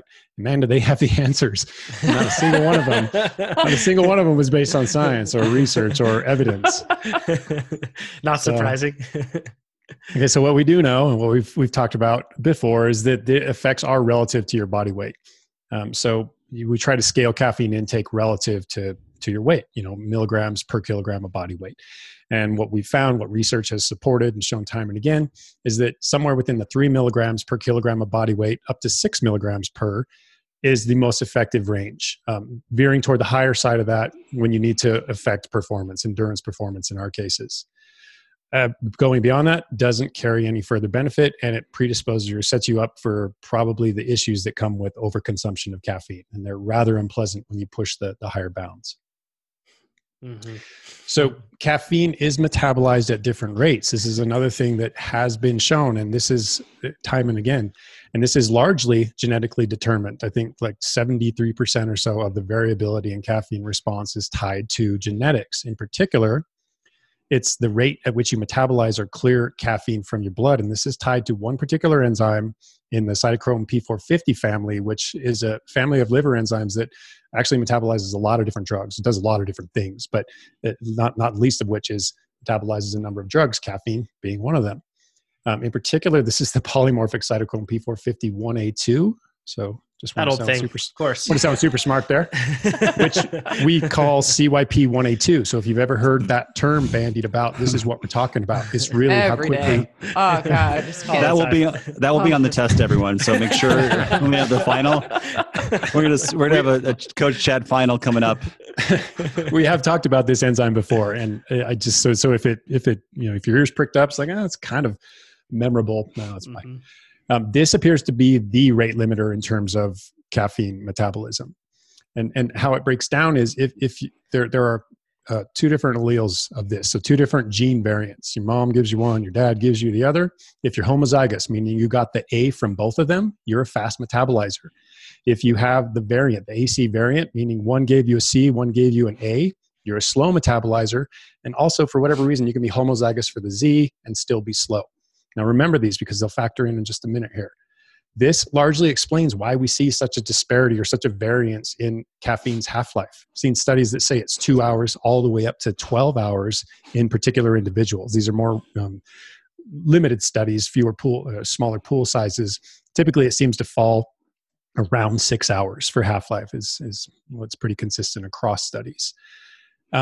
In this it makes you recognize that these caffeine cutoffs are pretty subjective, and they're not something where you can get super liberal with them. You can't say, my cutoff is 12 noon, so I'm going to dose myself with 600 milligrams of caffeine, and I'm a fast responder, so it's going to clear the system in time for me to get to bed. It still has a rather long half-life, and big dosages don't remove you from the impacts it's going to have on your sleep. So you have to do some self-experimentation, and anybody who drinks coffee has probably done this over time anyway, but you do have to recognize when the cutoff is so that it doesn't impact your sleep. Yeah.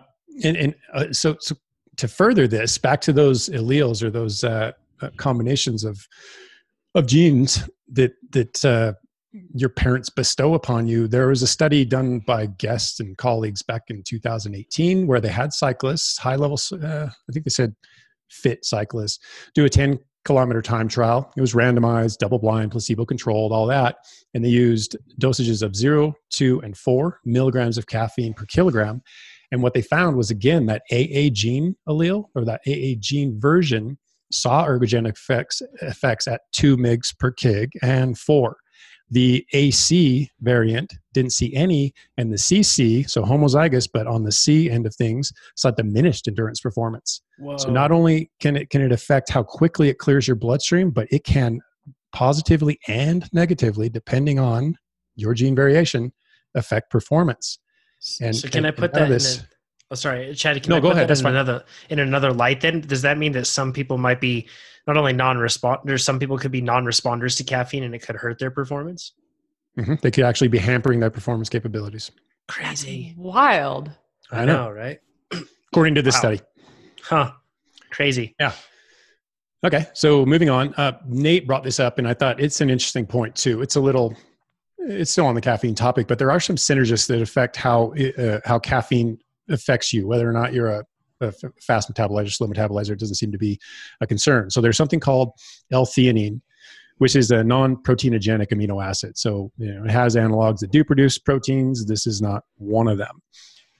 The effects of L-theanine, I'm going to go with theanine over theanine. You choose which you prefer. Are complementary to caffeine's negative effects. So the anxiety and the jitteriness and the overstimulation that a lot of people get with caffeine, especially when they dose it too highly, can be countered with a dosage of L-theanine. It's typically along the lines of 100 to 200 milligrams. And this has been touted as improving cognitive function and mood. Both things caffeine do, but it does it without the negative impacts of caffeine. So effectively, it's relaxation without sedation. You don't get tired. You just chill out. And it's also shown the ability to attenuate caffeine-related sleep disturbances. So some studies do support that this can help you, it has positive impacts on sleep, especially if the caffeine has revved you up to a point where you need something to counter it. Now, there is a possible point of confusion with L-theanine, and then that's theacrine. I'm going to go with theacrine. And it's similar to caffeine because it's an adenosine receptor. So we talked about over the course of the day, your synapses build up. An accumulation of adenosine, and this is what creates sleep pressure. We basically circumvent that, push caffeine to these same receptors, block the adenosine. Well, this theacrine does the same thing. And fortunately, it doesn't appear to lead to tolerance like caffeine does. It may eventually, but it doesn't do it as rapidly. And caffeine, actually, if you were to combine the two, caffeine enhances the bioavailability of theacrine. Not vice versa, but who cares? Because caffeine is like 99% absorbed within the first 45 minutes. It's highly bioavailable. Mm-hmm. The theacrine takes longer to peak, and it also takes longer to fade. It has a much longer half-life. Of course, this is dose dependent, but somewhere in the ballpark of 16 to 22 hours. So this does mean that you have to time your dosage much more carefully. Early morning might be a great way to go because it sustains you all day. Maybe in the case of ultra endurance events, this could be a good solution to staying alert and cognitively aware. But if this is interesting to you, I only touched on this, so definitely do your homework because some of this research is probably a little outdated, but probably still pretty accurate.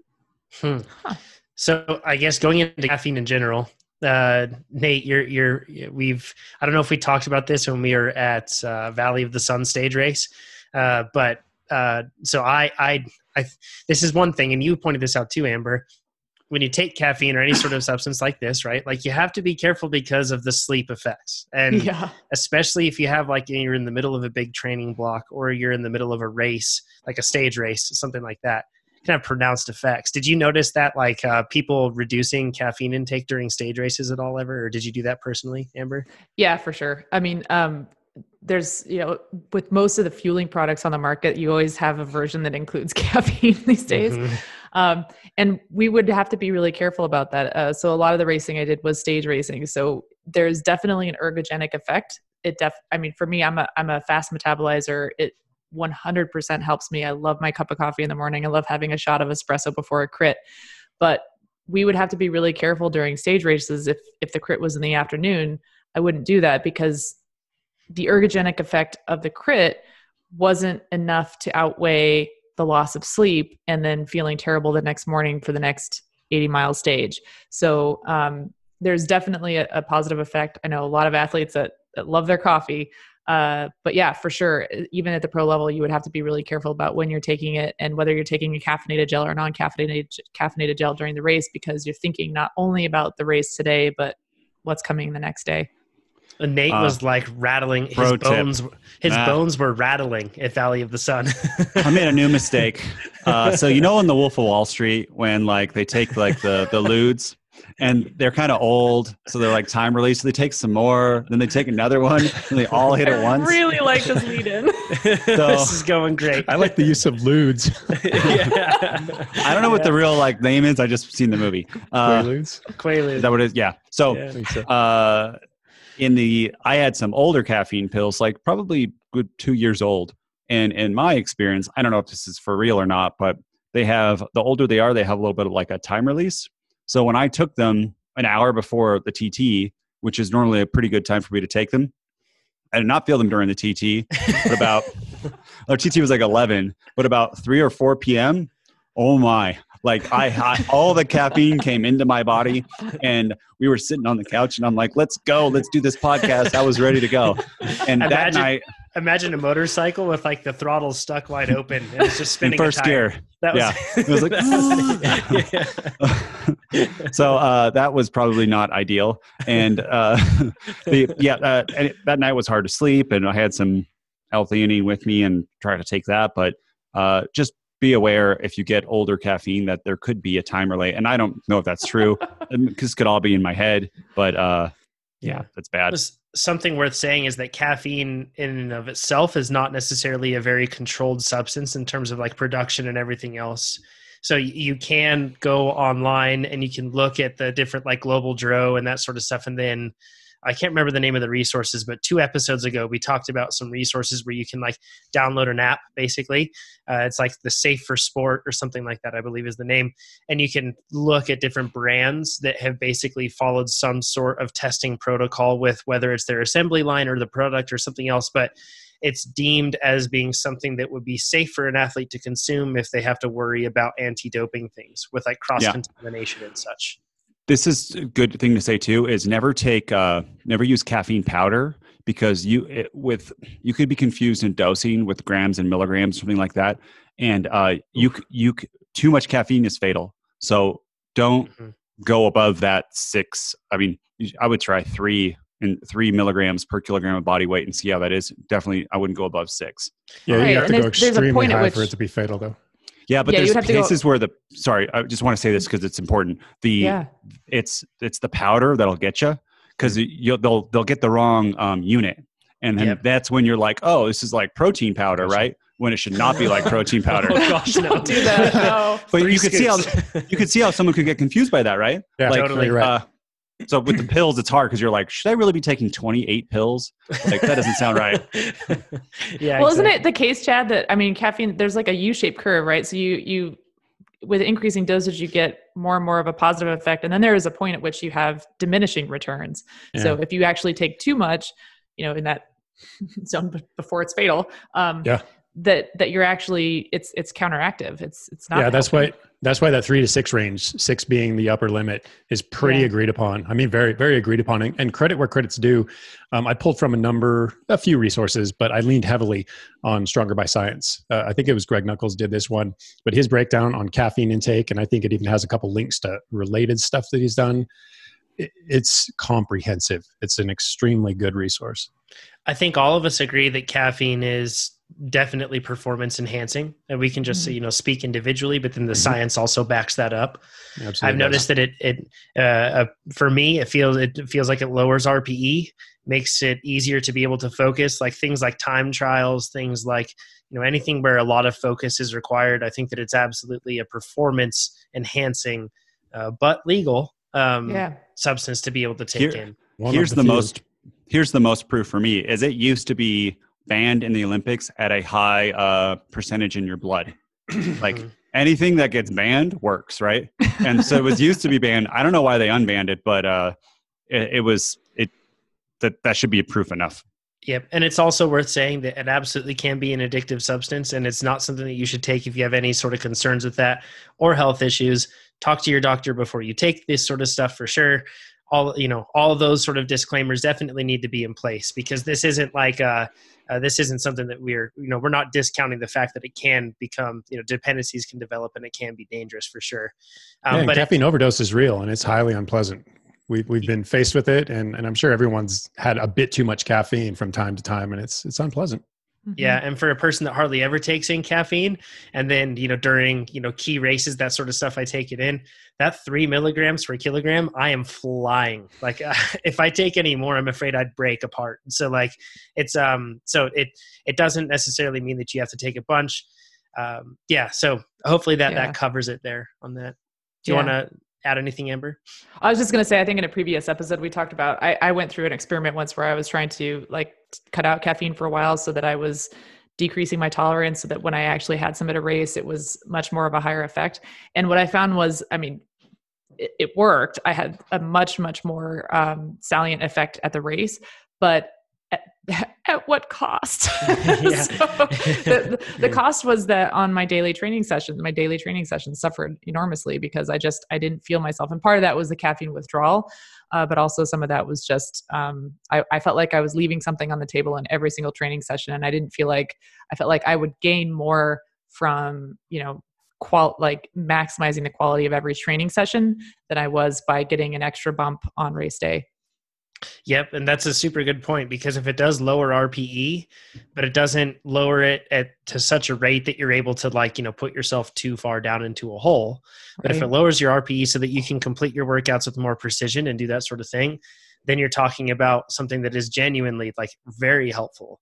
Right. And as a caveat, I'm a fast metabolizer. This is how it affects me in particular, and it's different for everybody. So you have to figure out what works for you. Yeah, I can practically smell the stuff, and then I'm already going.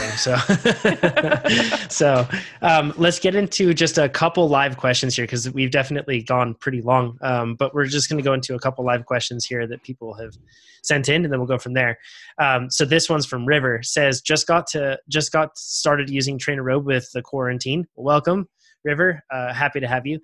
Do you guys get, and gals, I guess in this case, right? Do you coaches get saddle sores more often riding inside? So this is probably a good question. I actually noticed the opposite, but I have seen some mistakes where I feel like people could see more of them inside. But I actually see the opposite. If I'm training inside, I hardly ever get saddle sores. It's when I have a brutally long race or something like that, or something really tough in the rain, something like that, where I usually get them. Nate, how do you feel on this one? I go both ways. It's like bigger blocks of training than usual, or most often it's when I use an old pair of bibs that I'm not usually on, or I try a new saddle. That's what does it. Mm-hmm. Yeah. I think that's probably some of the biggest culprits is, for some reason, whenever we train indoors, we think, oh, it's just an indoor workout. I don't have to fuel it. I don't have to care about a fan and cooling, and I don't have to care about wearing a nice kit. But I actually think that when you're talking about, you should always be wearing a kit that is going to be comfortable and something that is going to be safe in this regard with saddle sores. Old kits can be, it's funny. My brother, he's more of a gravity oriented rider, doesn't do a whole lot of training usually. But he just sent me a message the other day that he got some new bibs, and he was like, oh my gosh, I can't believe, I didn't realize, cause he had gradually use them, but then once he got some new ones, it's like, whoa, can't wait. So it's something to definitely watch out for. I make sure I never ever use a dirty kit. It's always clean. And especially when we're talking about training indoors, it's pretty easy to be able to do that.